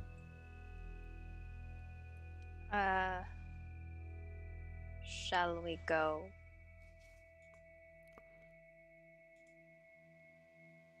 Are you just addressing the party? Yeah. What direction do you want to go, girl? Possibly the eyeless direction. Well, the woman tried that once and got stuck, so unless she's going to lose 10 pounds, I feel like... We could help. Or at least try. What say you, woman? Are you done butchering that corpse? Nearly. 1 second. She'll throw it into her components bag and well, she'll take out her rope and do a very odd looking binding around herself to try and, corset things in. Okay. But with rope, so it looks fucking hilarious. So you have this rope just kind of wrapped around you, just kind of zigzagged up your body and back again? Yep. Okay. Yep, just holding things. Holding things in place? Okay. Okay. And then she's going to tie it off with like 4 or so feet left over. Mm-hmm. I don't know. 2 feet. And she's going to hand it to someone on the other side saying, pull! I'll grab it and pull. Okay, so you're gonna Try go. to get through again. So you're trying to pull her through now? Yeah. Okay. Why don't you roll me a? Is it just one person helping, or is somebody on the other side pushing? No, I'll push. I'll hold Arvant and then I will drop a shoulder in and I will. Okay, let's say it's a DR12 roll. I'm not gonna give you advantage, but what I'm gonna do is let one of you guys choose what to roll. It'll be a strength check. And if you fail, Harga is going to take 1 point of damage. Gotcha. but she will be on the inside. She'll make her way in, Target. but the stonework around her will gouge and give her some road rash, basically. Arga is the evergreen, says Cersa. I love how, like, yeah, this is, I mean, come on. Viewers, have you ever played a game where someone's been so big they can't fit through it? It's always, that's great. Love it. All right. So what are we? So what it's are a we rolling for? DR12. I'll let Uh-huh. either Nifel or Nagel roll it. It's going to be a think strength we- check. Both have -3. No, Um, I don't know. I you have can a always- plus remember, 0. You can always use an Oh. omen to negative, add a -4 to a DR test as well. Or you can re-roll the die. You can bless it, whatever you want to do. So Now I have a question, real quick. So are we allowed to stack like one omen, one bless on a turn? Is my question, or are we going to say if you omen something, you can't bless it? yeah, or you know what? I we- think that's the best thing now that I'm thinking about it. So we're not stacking anything. You can either bless something or omen it. Yeah. So then, do we have to declare omens first? I mean, we all know. No, what the no, no, DR no. is. You can wait until you see. You can wait until you see the result to bless or omen it. Gotcha. Yep. Gotcha. Because the bless adds a 1d4, but then an omen subtracts a 1d6. So there's. Of damage, yeah, exactly. So But we only get a certain number of them. Okay. So you could either, I mean, yeah, Um, basically you could get her through by using an omen, as long as you succeed, or if you fail, she won't take damage pretty much. Gotcha. Okay. So I can roll that strength to give a shove. Is that what you said? One of us? Yeah, one of you. Okay, so we got 2 blesses. Oh, someone's just reminding him that he needs to. Ducky a bless. All right, we got Ducky a bless.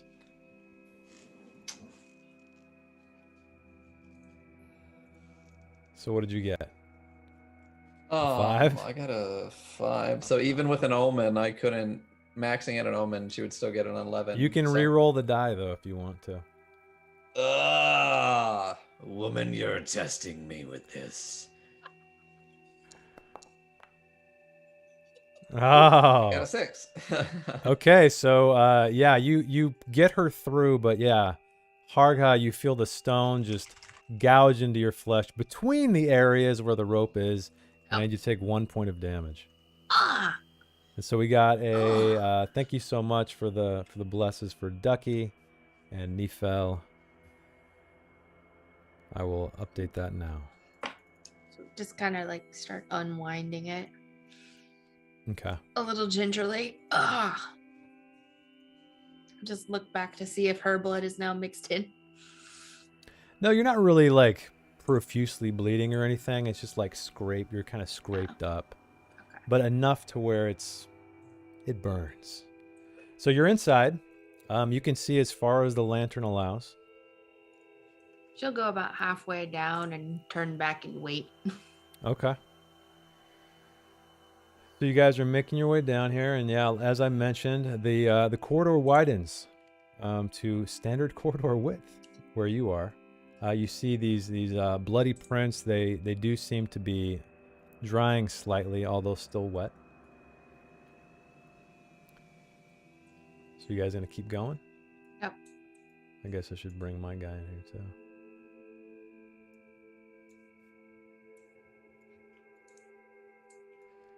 Okay. Keep following it. You see the footprints still. And I'm cautiously going. You're cautiously going. I am keeping an eye out. Yep, I am as well. Does it Okay. look like there are more Why than don't one? you roll me a presence, Nagel? 12. There's more than Do me a one presence check. set Sorry, of what? Footprints. Like he's been down this corridor multiple Yeah, they're times. going back and forth and back and forth. Yep. I think 8 is all I roll.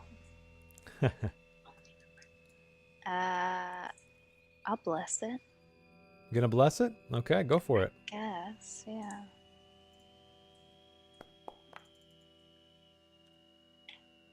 Hopefully you got a 4. I did. Oh, perfect. Okay. You hear very, very faintly the buzzing of flies ahead. Great. Does anyone else hear flies? I would say, maybe as you mentioned this, Harga kind of stops and listens, and she too does now hear them. Good sound considering what we just encountered. Ugh. And up ahead, you do see there is a skeleton up against the corner of this wall.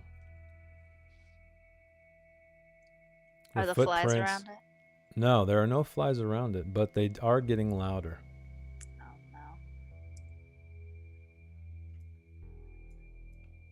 And you see that the corridor bends, heading south. Is there any Flies are getting louder. Do you want to peek around the corner? Yeah. Okay. Ooh. Well, move your token to did. reveal it a little bit more. I will say you are concealed, even if. What the heck's going on? Are the walls broken? That's weird. I can see. You can see? Oh, you know what Yeah. it is. Sorry, I forget. I'm in GM view.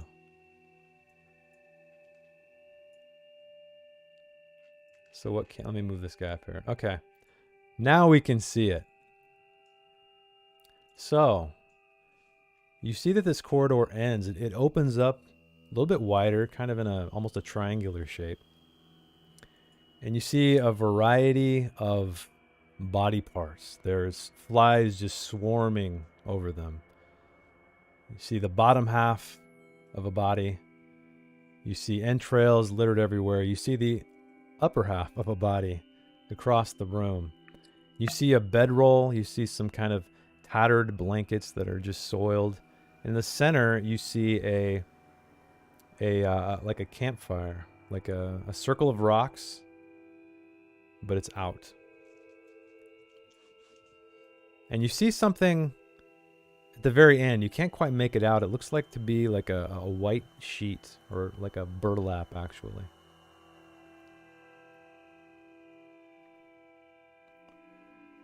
But yeah, right now, just the smell of rot is just pervasive here. And you kind of have to like hold your nose. I'm gonna take out my perfume and spray it. Wow, Amerison. Thank you. One omen for Abe. One for Nifel. 2 blesses each character. Wow, man, you are the VIP, my friend. Stacked. Much appreciated. So let me take a moment to calculate all this stuff. So 1 for Ducky, 1 for Nifel. So they are maxed out again. And then 2 blesses for each character. Damn. Thank you so much, man. Okay, now we're in the double digits. Nifel's at 11. Abe's at 11. Janelle's at 10. Or Hardha, sorry. All right, that should be updated. If I am missing anything, please let me know. Okay. So as I said, you see this array of various things, body parts, bedrolls, a blanket. And now you definitely see the flies. They're swarming over all of this. Not only the rotting flesh, but the blanket that lays about it. This must be where the cannibal lived.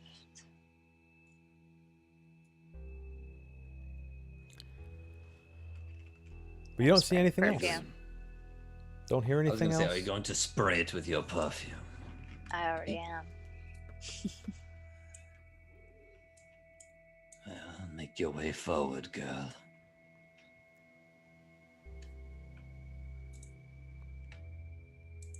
Is this skeleton fully intact?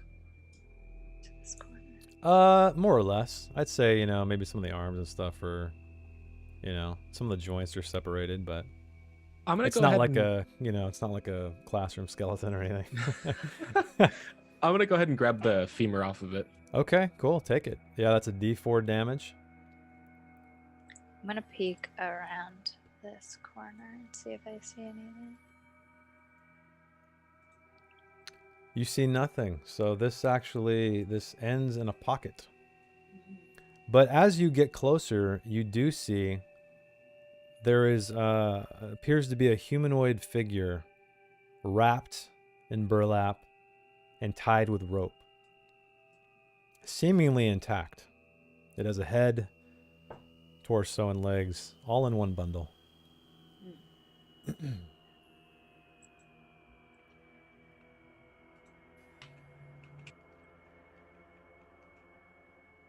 Well, Do the bodies look chewed on? Oh, yeah. Yeah, if you investigate the bodies, yeah, they're chewed on, cut out with blades. Yeah. These have been Gotcha. gnawed on, eaten. Snacked on. Snacked Cutter style. on. Got it. Cutter So style, are right. does the bottom seem to match the top? Yeah, it does. Why not? We'll say sure.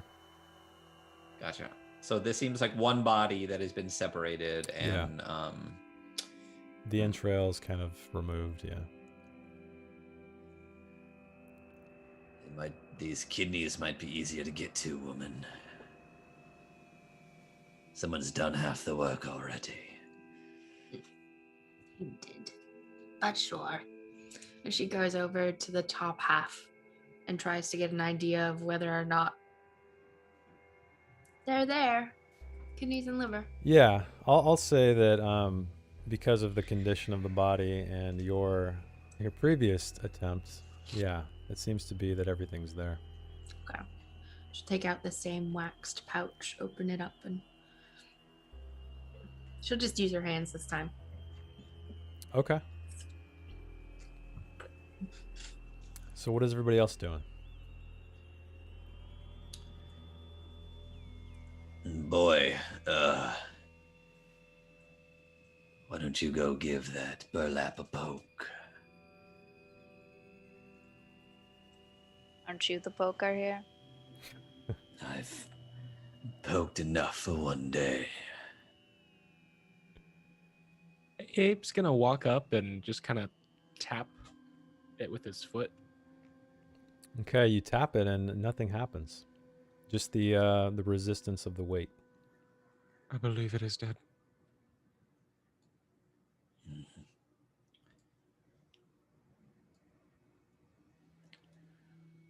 Woman, can I borrow that dagger again? And she'll, from her hip, she'll just hold it up. As she's other hand just halfway in cadaver. Okay. Snatch it from her grasp, and I'm going to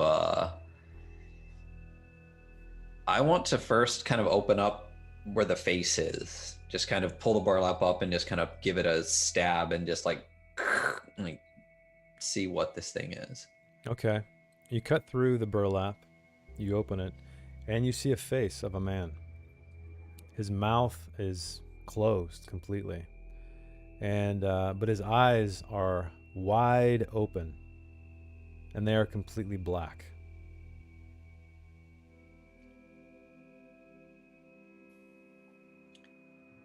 Well,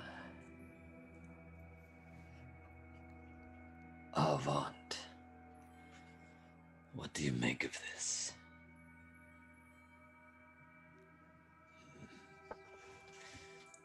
I don't know if I agree with that. Does he seem dead? Yeah, he Like the appears eyes to are be open, dead. but Yeah, his appears to be mouth is dead. just like a razor line, lips pressed together. There was no movement when Abe kicked him. But his eyes are open. But his eyes, they appear, they're not very shiny. They're kind of a matte color, but they are black. And when I say black, I mean the entire eye, not just like black irises. Said I had done enough poking, but maybe just one more. and I just want to just like Poke it with your finger? I Okay. just want to poke it. You poke it, it's cold. It's hard, it feels like stone.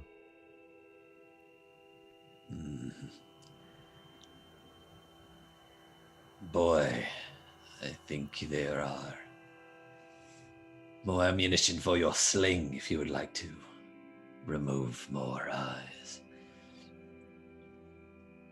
Abe's gonna go ahead and try to pop them out.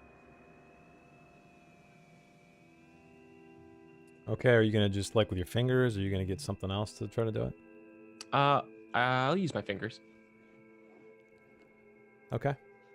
There doesn't seem to be any resistance. So you pluck one out. You pluck the other. Oh, sorry. No, go ahead. Were they attached, or was it like they were placed in there?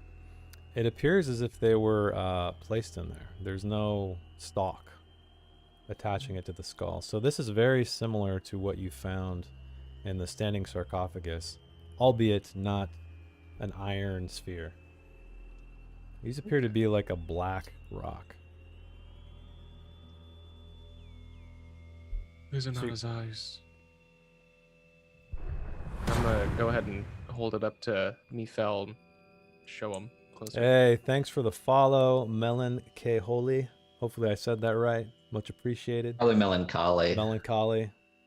There we go. Sorry, Abe, go ahead. 42, baby. So did you take both of them out? Yes. Okay. So you take both of them out and you're kind of just examining them in the palm of your hand. And the air grows cold. Very, very cold. You had gotten used to the warmth of this catacomb. And you see a ethereal form rising out of those eye sockets. And it hovers in the air and it starts to form a face. The very face that you're looking down on. And its mouth is closed as well. But as you just stand up there, just taking in the sight, the mouth opens. And an ear-piercing scream comes out of it. And you guys are all just forced to just clamp your ears closed. And it just continues to wail and wail and wail. Put them back, boy. Yeah, Abe's gonna go ahead and shove him back in. Okay, you shove them back in. The spirit or the entity, whatever it is, continues to wail.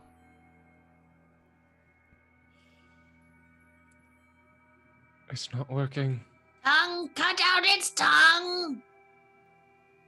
Am I able to function through this screaming? Yeah, I'm gonna say, like, what are you gonna try to do? Tell me what you're gonna do, and I'll let you know if it requires a roll. I or still not. have that dagger in my hand, and I just want to slash its vocal cords. I just want to saw across its throat, just like drop down on it and just like Okay. rip across its neck. Okay, you cut across its neck, and the wailing continues.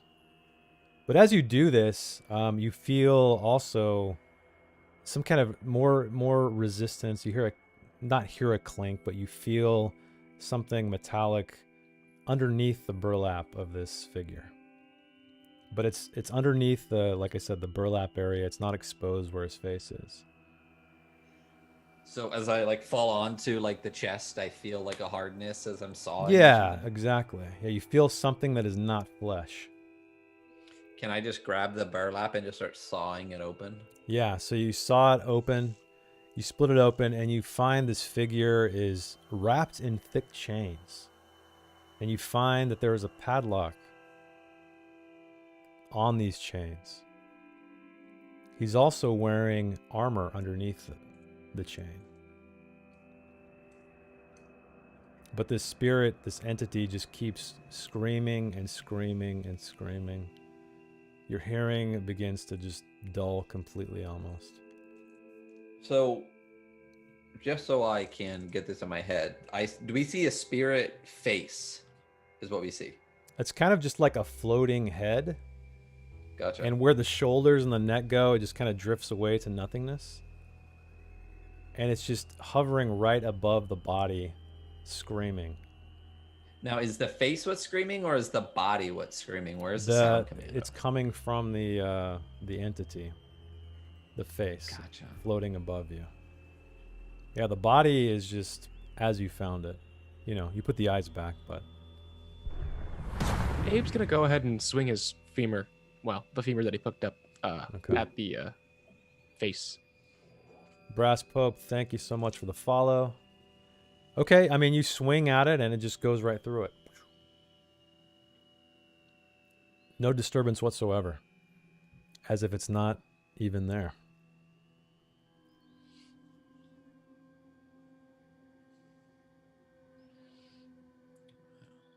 But this screaming you is said- starting to just gnaw on your guys' nerves. I'm gonna start looking around the room for anything that might make it shut up.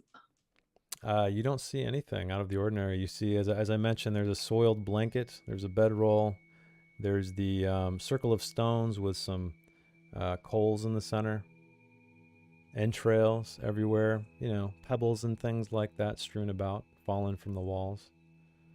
But nothing out of the ordinary. I mean, except the the guts and corpses, and the black-eyed guy you found.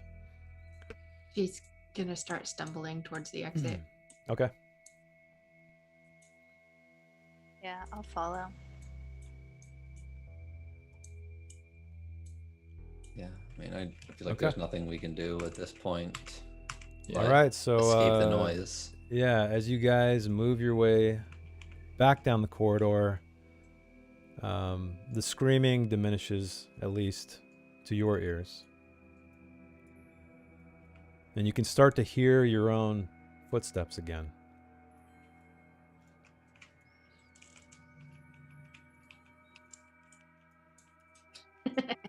And when you get out into the corridor, you can still hear the sound. You can still almost feel it just writhe its way up your bones and dance on your flesh. But this- finally, it's bearable again. Urga has to get back out. And like I said, you guys stand in this corridor with all the alcoves. The hole in the ground behind you where Nephel fell. And yeah, corridor stretching north and south, north being the way you came. I guess it was easier this time. Does it look like the symbols of she are removable from the hands, or are they built in? When you look closer, it looks as though they are definitely carved from the same stone. It doesn't look like they are, you know, put in after the fact.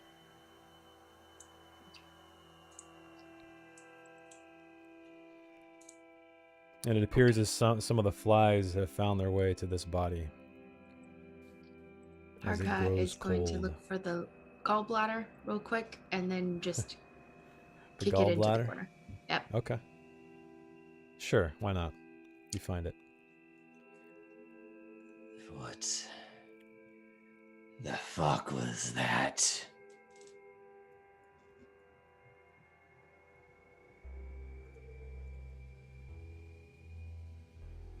Am I deaf or are you not talking? Could be both. I might be What? deaf. Yeah. Yeah, you guys still hear the, you know, ringing, but it's a wailing in your ears.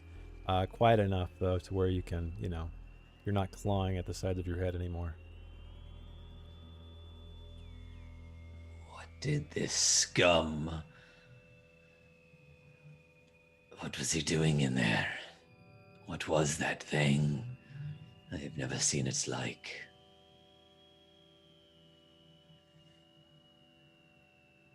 I'll kick the corpse back over to the front. When you say Yeah. the front, do you mean? Well, like he was on his stomach. Oh, I was okay, cutting- on the front of him. Okay, got it. Yeah. Okay. Yeah. Does the corpse look at all similar to the one inside there? Like they may have been related or no? No, I mean you can't really tell that. Yeah, this character just is very difficult to, yeah, compare to the one in there. Mysteries, I guess, we'll never understand. Oh, my head.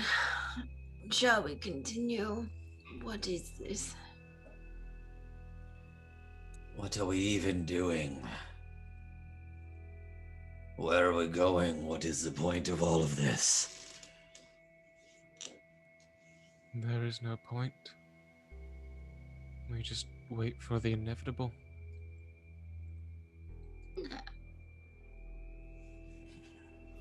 We find a place to sleep. So you're going to keep moving south? Okay. So you keep moving south. Like I said, you guys have free control of your tokens. So you see more of these statues, much like before. The eyes are tracking your every movement as you make your way down. And I'm assuming you guys are just looking left and right as you pass them, right? Yeah. You don't see any more stones at all. Red stones like the one that trapped Nefel.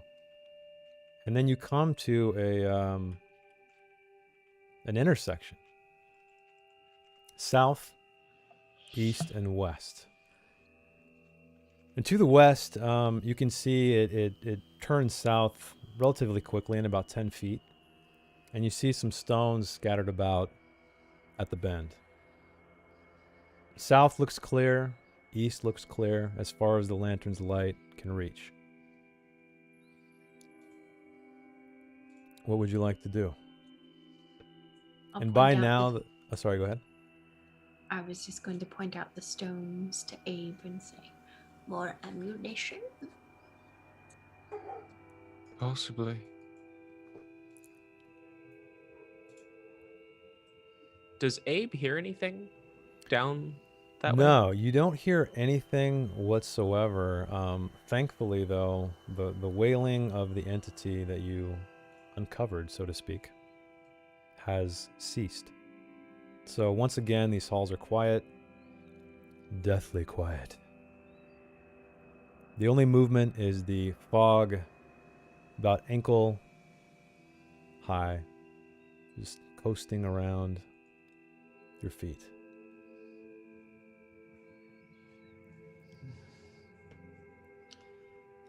I would like to find a place to rest. Which direction shall we go? Well, do you want those stones? She looks at Abe. Bring your light down this way. Okay.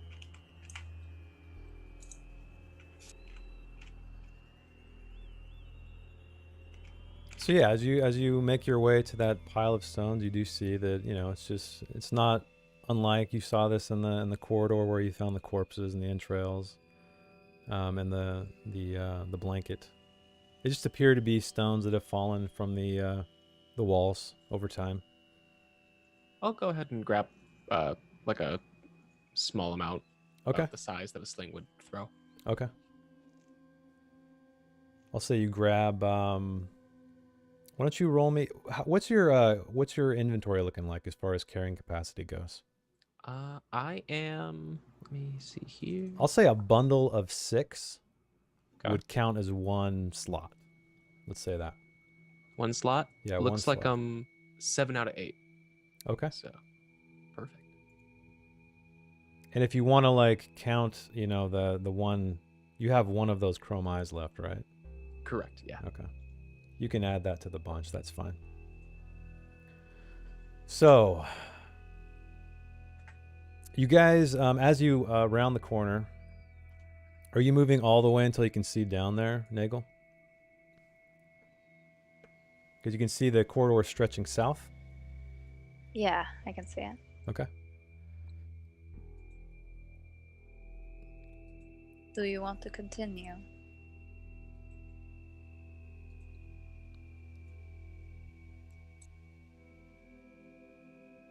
Seems like the option in front of us. Why not? Okay. So, as I said, you guys have free control of movement, so go right ahead. So as you make your way, Nagel, since you are in the lead, you see that the more and more rubble appears to have been strewn about. But you look up, you see that the ceiling is intact. So it's not as anything is caved in. You even see from where you are what appears to be a sarcophagus broken, like the end of it, piled on top of the rubble.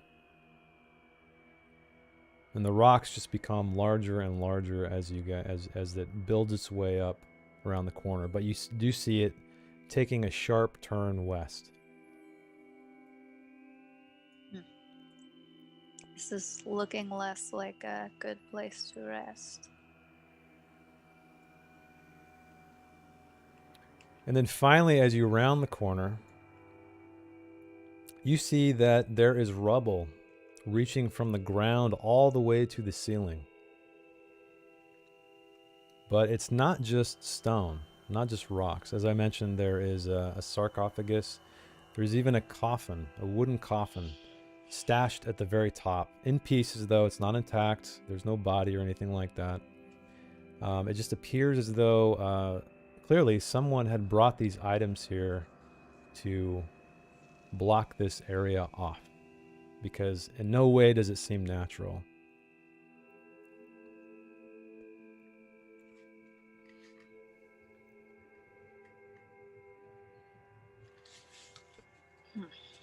Looks like it's a dead end. I'm going to look for anything that seems. You want to examine it closer? Just kind of like get a little closer. And Okay, so like I said, it kind of tapers up toward the ceiling, right? So you could, if you wanted to, climb up it to get to the ceiling, to where the rubble meets the ceiling, if you want. maybe more of a cursory look. She doesn't want to be rolling down ass over tea kettle. So why don't you roll me a presence then? Just standard difficulty, 12. Okay. Nope. Looks like rubble. Like I said, there's a wooden coffin up top in pieces. It's almost like it's been jammed in the spaces that that the rocks could not form to, that the stones could not form to. Kind of almost trying to create a seal. Refuse pile. Not useful. But thankfully there is no smell of rot here. Just cold earth. She backs up and lets others take a look. Okay. Does anyone else want to explore further?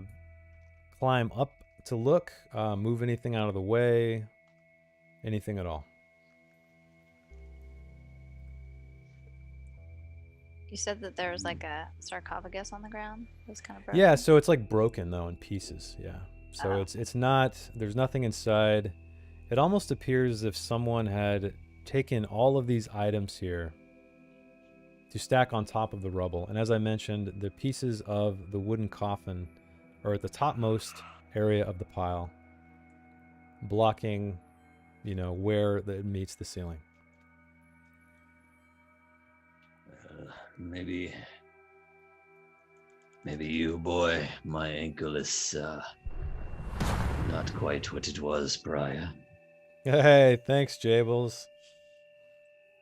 Bless for Jess. 2 Banes. Thank Oh, you. man. Much appreciated.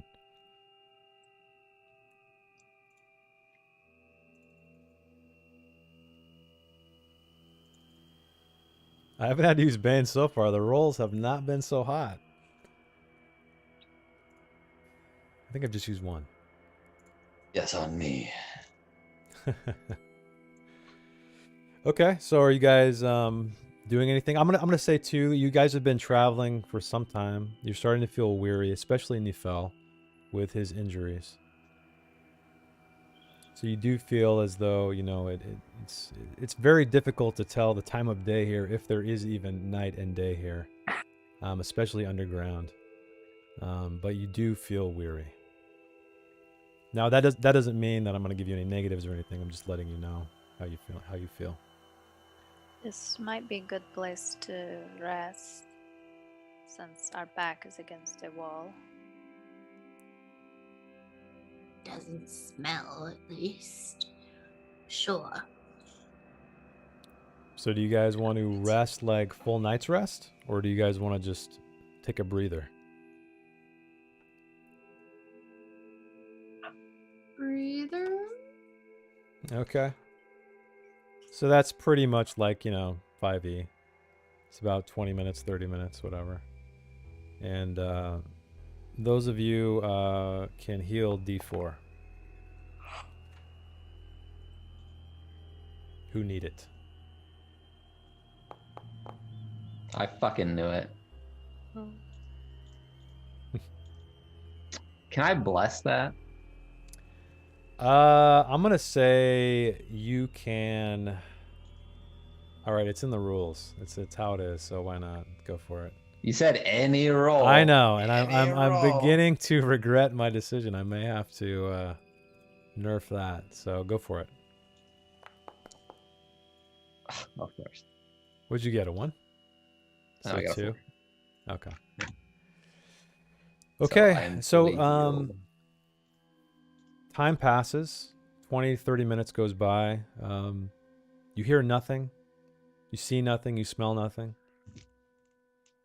What do you want to do? Well, as I said, someone brought these things here for a reason. We should not be content that something could come upon us from behind. Why don't we at least try to see what's behind this coffin? And if it starts to scream, It won't be the first time today.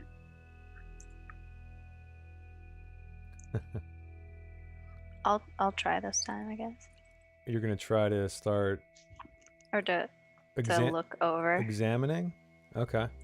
Yeah, to like peek over, Are you like gonna, Harga. you're gonna try to crawl all the way to the top? Because like I you said, know, it's the sort of like cursory it's an look. ascending pile. It's like a grade going all the way up. So to see to the top, you'd have to literally climb up the stones. Okay, I will try that. Okay. So you make your way to the top. And let's see if I can do this here. You see moonlight filtering. Oh. Very, very faint. Yeah, you should be able to see now. Yeah. I see the moon.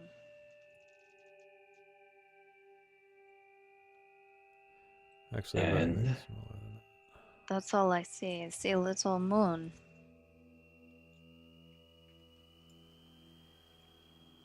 Now I have to roll for little moon.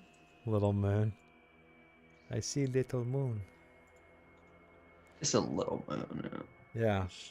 So you see some light just filtering over the top of the pile. do we hear Silver, anything? a silver blue. from You the don't other hear side? anything whatsoever where you are. And actually, Nagel is the only one who sees this. Where Harga is and all you guys are kind of stepping back. She's crawled up to the the top of the pile. But I've relayed what I Yeah, saw. sure, for sure, yeah. Can you clear anything at the top there? Push it through. I mean, yeah, I can try. Can I try to move some rocks? Mm-hmm. Yeah, so you start pulling away. Do you want to move the wooden coffin pieces? Yeah. You start pulling those away, and the moonlight filters in even more powerfully.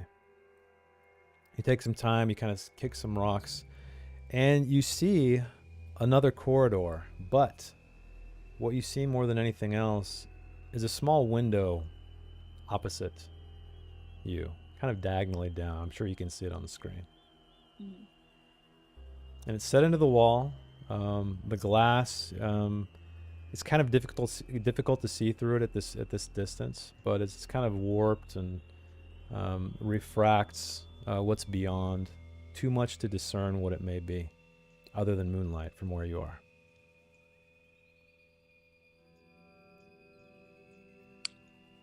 I see a window.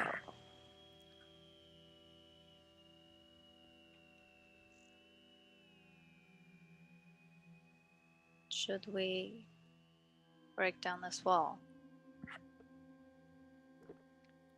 I wonder if they were keeping something out or something in. It's a good thought. There's only one way we're gonna find out. I say we go through. Very well. So you guys want to? Are you all assisting her in removing the rubble? Okay. So I'm gonna say it takes you. I got my. The stream probably heard that. My Yeah, sour note. It's part of the Dice So Nice extension I was messing around with. You can like set sounds to bad rolls. And I guess I forgot to turn it off. So there you have it. So it takes you 2 hours to get through enough to where I could say, you guys could make your way through even at a crouch. So you guys removed enough rubble to get yourself, you don't have to be on your hand on your belly, but you can kind of crouch through. So Avantas. I can't. Oh, There's you're a going wall. you're going through? I think. Okay. Yeah. You should be Oh, able to. You gosh. should be able to now. Okay. Oh yeah. Nefel jumps in and jumps back. Just dives through. Avant does not have a good feeling about this. Just Oh. want to Oh, state no. that up What front. is that? All right. So you guys enter a chamber that is about 30 to 40 feet long. On one side are windows. And they stream in. There's 3 windows there, streaming into this empty chamber. But you do see a crumpled body lying opposite the center window. And he's wrapped in tattered rags and cobwebs. But what's strange about these windows, they're pretty small, so the light of the moon doesn't quite make its way to the floor. It just cuts across the center of the room, almost at exactly neck height. And when you see that illuminated in this moonlight, there is a head of a man. His hair and his beard is white, and it just hangs all the way down to the floor above the body. And his eyes are an unblinking solid white. And from here, you can't see how this head is on the wall. It almost appears that if the moonlight itself is spearing this head to the wall. And as I said, right below that is a decayed body, dried, no flies, no smell. It's been here a very, very long time. And his eyes, he's just completely transfixed on the moonlight that envelops his face and his head. So his head is like alive. That's what it Or appears to be. So appears. it's a head. He's looking forward toward that center window. Mm-hmm. And the flesh on the head from here, you can tell, looks very much alive. It doesn't look rotted at all, like the body at his feet. Or, well, at his severed neck. So the body and the head are not connected. Correct. Everything, the only thing above is the head, and you do not see from where you are a head among the pieces of body. Hmm. But he doesn't seem to notice you. He seems to just be staring straight ahead at that center window.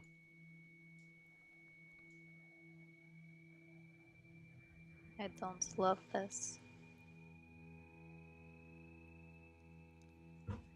I'm gonna just take my hand and the first window, just kind of pass my hand through the moonlight. Okay. You get close enough to the window and you pass your hand through it. Doesn't feel like anything at all.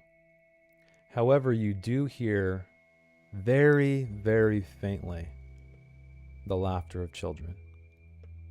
And it seems to be coming from out the window, outside the window. Do you hear that? And I I- look back at everyone. I'd say that anyone would need to be where you are in relation to the window, or at least that distance, you know. They're all a little bit too far to, like I said, it's very, very imperceptible. It almost just seems like the ringing of the, you know, the wailing of that entity you saw, just remnants of that. Except Laughter. children. Children? And it's kind of Yeah. spotty. It's like you'll hear a little giggle and then silence. And then another one joined by a second. The fog Embarrassing. is still present, right? Yes, the fog coats everything on the floor. Come, stand here, listen. Tell me what you hear. She steps back and lets someone else stand there to listen. Right, woman, what am I supposed to be hearing? What sounds like children? Here, somewhere. So Nifel, if you're, you know, relatively, you know, in the same spot she was, do you also hear snippets of children laughing? No, is that I have tried to avoid the moonlight just in case right now. Is Okay. that even is that do I hear that even without touching the moonlight, or is it the moonlight that causes the noise, do I think? It's hard to tell. I'd say you can hear it as long as you do not need to stick your head in the moonlight to hear it. Because I think Gotcha. Harga, Okay, you okay. just stuck your hand out, right? You didn't like fully move in front of it anyway.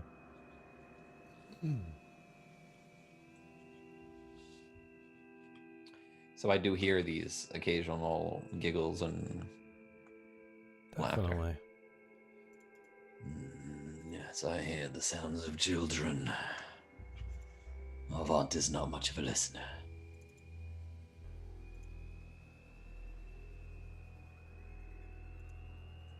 And what do we do with this information? I'm going. First of all, I'm going to ask for my knife back. Okay. Yes. So you guys are speaking to each other. So as you're doing this, talking amongst yourselves, the head slightly turns to you. Always keeping one eye on the moonlight, on the window. And its eye, it's one of its eyes widens at the sight of you. And it opens its mouth. And it just says,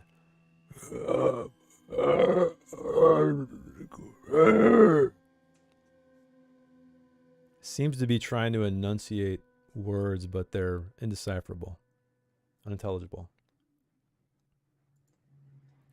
Why can nobody speak in this bloody fucking dungeon?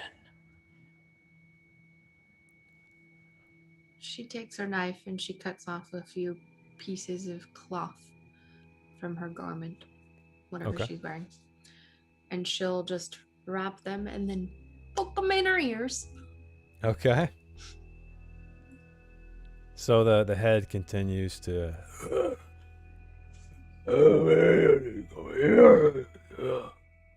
Tie the rope around her waist and hand it Okay. to one of her. You gonna try to squeeze through Party another Yeah. through another crack's worth. And then she's, If I begin to look like that, and she points at the head. pull me back, please. She takes a deep breath and scurries across, trying to get. You said it was the light was at the level of the head, right? Yes. It does Okay, not so reach the floor. She tries to go underneath, but just in case she gets touched. Okay, so why don't you move your token forward? How far you want to go? She's gonna go just to the other side of this. Okay. Nothing seems to happen. The head of this man with a very long beard and very long hair continues to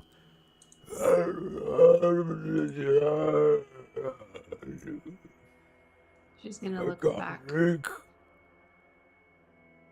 and kind of just look at the others and see what their reactions are.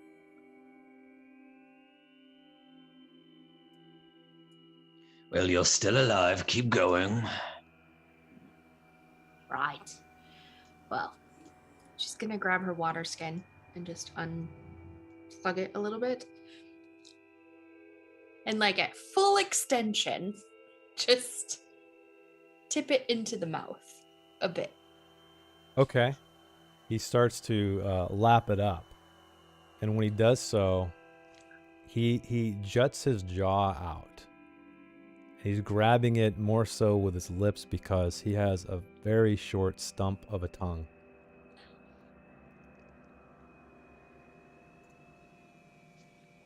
Cool. Hang on. Hang on. Yeah. And you can see his brow kind of furrow up like he's, pleading, desperate, concerned, all of those things. It's difficult to tell. Are his eyes still one trained and one looking at me? Yeah. So he only turns his head really far enough to where he can keep his one part of his line of sight, his peripheral vision anyway, in the moonlight.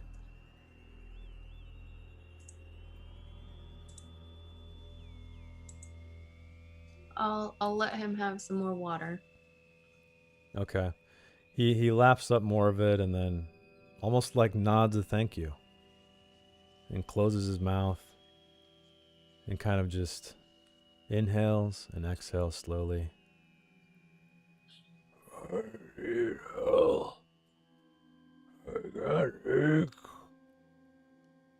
Again, you can't really understand what he's saying, but considering he's missing a tongue, it's pretty obvious as to why.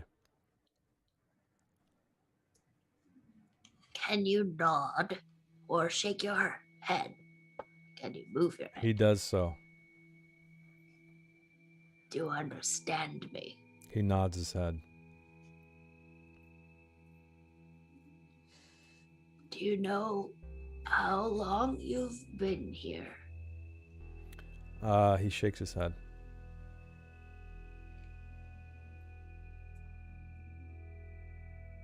Are you in pain? He shakes his head. Do you hear the children? He furiously nods his head. And as he does so, you see a bit of tear collect in his eye. And it hangs there for a moment and spills down his cheek, disappearing into his beard. I'll turn back and I'll relay this information. Okay.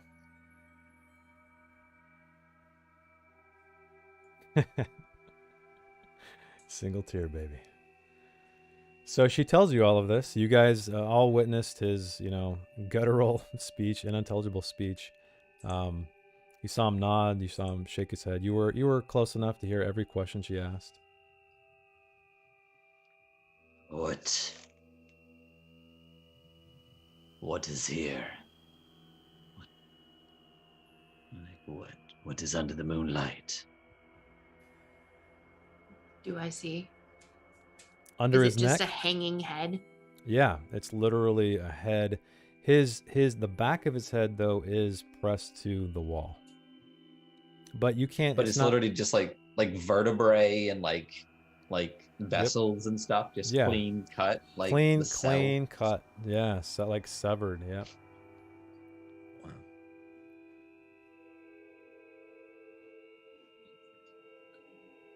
Do you want me to block the moonlight? He furiously shakes his head, and you see more tears form in his eyes. In affirmative? He does not want you to. No. Yes. Okay. He does not want you to take the moonlight away. Right.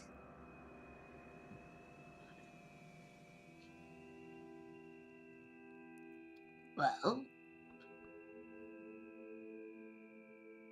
And he tries to speak again, but he looks defeated and gives up because he knows it's futile at this point. That you don't understand him. Is there a tongue on the ground? No. Do you want to look in the bodies? Reattach. Or do you want to look in the pile of bodies? Okay. Sure. You move it around and he kind of looks down. You know, the rest of you see this, I guess, because Hagra is busy looking down. You don't find a tongue at all here.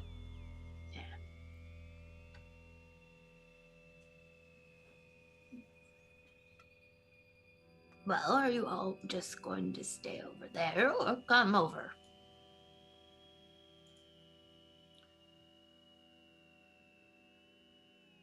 I guess I- I'll. So you I'll go. stay. I'm I'm good. I'm good. I'm good. I will merely watch what you choose to do, woman.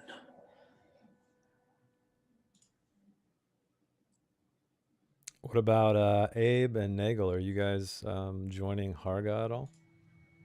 I'm gonna move to where she is. Okay. Crouching go ahead in the and- moonlight. Yeah, I'll crawl under the light as well. Okay. Is there anything shiny with a perhaps reflective surface? In this pile? In the pile or while we were excavating? No, you didn't find anything like that.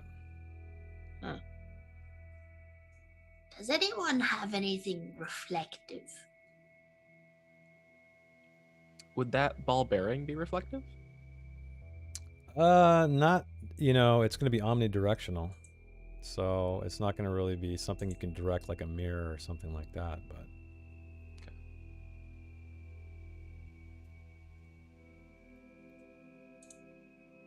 So as you guys, the rest of you approach, he kind of looks up again, tries to speak, shakes his head,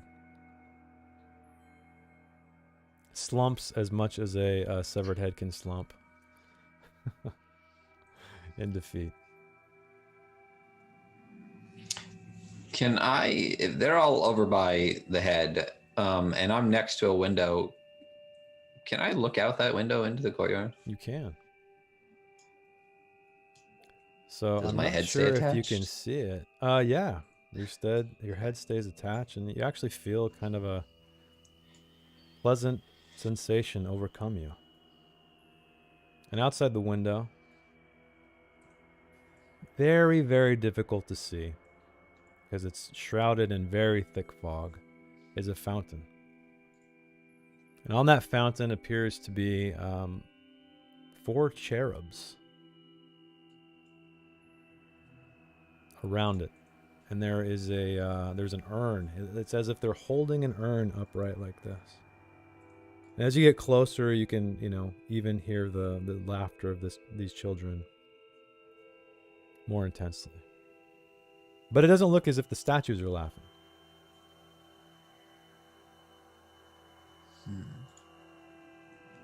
And you also see in the fog, coming up through it are a bunch of pillars.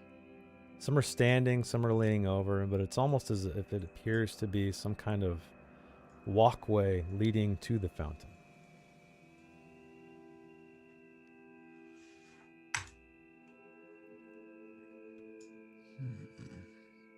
And the pillars are... How tall are the You pillars? can't really see the ground at all. You see a fountain. You see these cherubs. You see water. They're just vomiting water.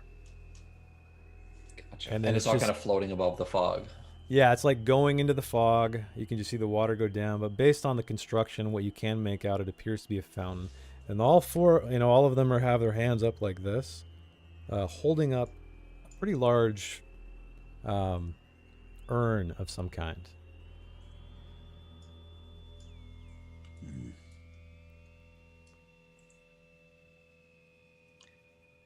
Well, there is some type of fountain out in whatever this is, a courtyard or something. Is this what you're trying to watch, old man? He nods his head. Do you remember it ever changing? He kind of looks at you, confused. As you watch it. He shakes his head. Are you aware that you are just ahead? He nods his head. And on that, we're going to end session 2 of Graves Left Wanting, Mork Borg, while our 4 hapless, I don't want to call them heroes, individuals are stuck in a small chamber deep in a catacomb where an old man that is a severed head is appearing to attempting to communicate with them. So thank you so much, everybody, for joining us. Can we get our shout outs? Thanks so much for everybody who blessed these fine people, gave them some omens.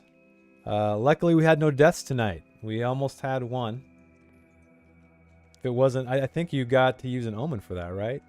To avoid I did. death. I reduced the damage by 2 so that I wouldn't die by a friggin' bear trap. Jeez. Awesome. You have no revivify. But we'll be back next Thursday to see if they can figure out the answers to this this poor man's condition. So what else we got? Wow. You got shouting everybody Well, out. a quick shout out for Jason as well, just so everybody knows, all of the overlays, all of the stuff in Foundry, all of this is all Jason. And it's gorgeous. And you've made all the maps too, right? Yeah, I made all the maps in the game. Yep.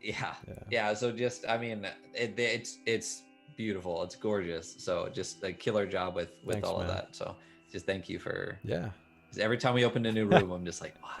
Like, what is? Yeah, it's amazing. Yeah. These are actually Ducky courtesy. here. Oh, sorry. I'll just say made with No, please, yeah. Made with Dungeon Draft. So if you guys do not have Dungeon Draft, I highly suggest it. All of the assets, I'm actually a patron of Forgotten Adventures. And so they have a little bit more of a photorealistic style for the assets, which allows it to look like this rather than the standard Dungeon Draft. So go check them out too if you're interested. Ducky here, also a wonderful streamer. Recently been playing some Neo. Neo? Is that how you say it? Neo, right? Nioh. I believe Neo. so. Yeah. They haven't said it in game yet, so. Watched him die a couple of times today. Please go check him out. He's wonderful. He's awesome. We are 243. We are only 7 followers away from Tomb of Mercy. If you're watching right now and not following, feel free to. As we get closer to our channel point or our follower goal, where we will run the Tomb of Mercy tournament Death Trap dungeon written by the wonderful Source of Victory, who is a wonderful friend of our online community, our local community, to us individually. Great guy. Cannot wait to run Tomb of Mercy. So please do that. Jason also, oh my gosh, I have a huge stack. Wrote, I'm not gonna be able to find it. Do you have your book? Oh, I got it somewhere. Yeah. Forged of You got Ice it. and Blood.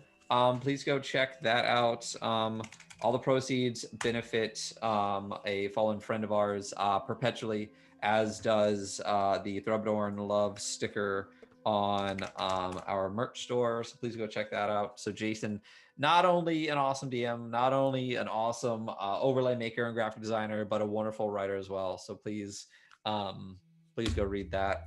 I'm what blushing. else? I'm blushing. Yeah. I should just do want to head call chat, out too. It's again. great. Thanks so much to McGlintock for creating the amazing Mork Borg plugin, I guess, world, whatever they call it in Foundry. All of the character sheets, all of the roll tables, everything. Wouldn't be possible without him. We'd be running at a very lo-fi state otherwise.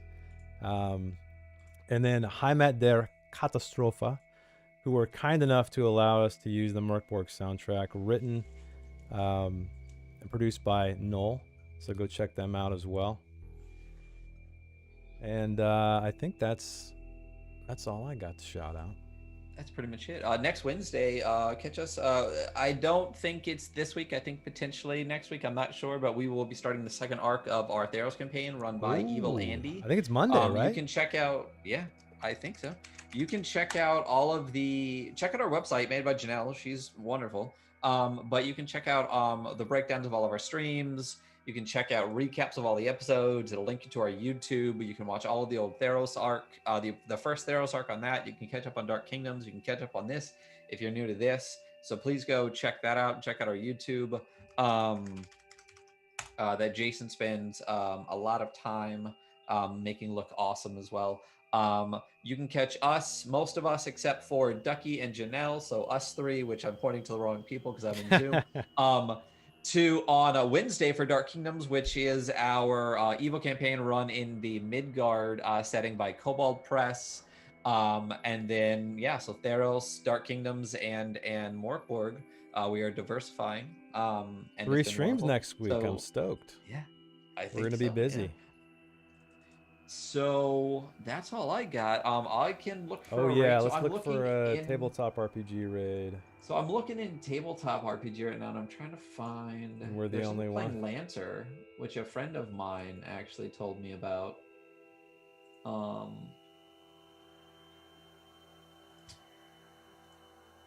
But there's a lot of Final Fantasy. Or we can look in, Gathering Presents. Yeah. It's up to you. Or we can look at Dark or Yeah, I don't know what again. Lancer is. What's Lancer? Lancer is like a mech RPG. Okay. You like build Secret it's one kinda shot. like, What's that? That looks kind of cool. what is Only Secret one One-Shot? viewer. Refresh. Judge Zed 0512. But he's got like these isometric maps. I don't know if he's running a game or prepping. Let me go to it. Let me see.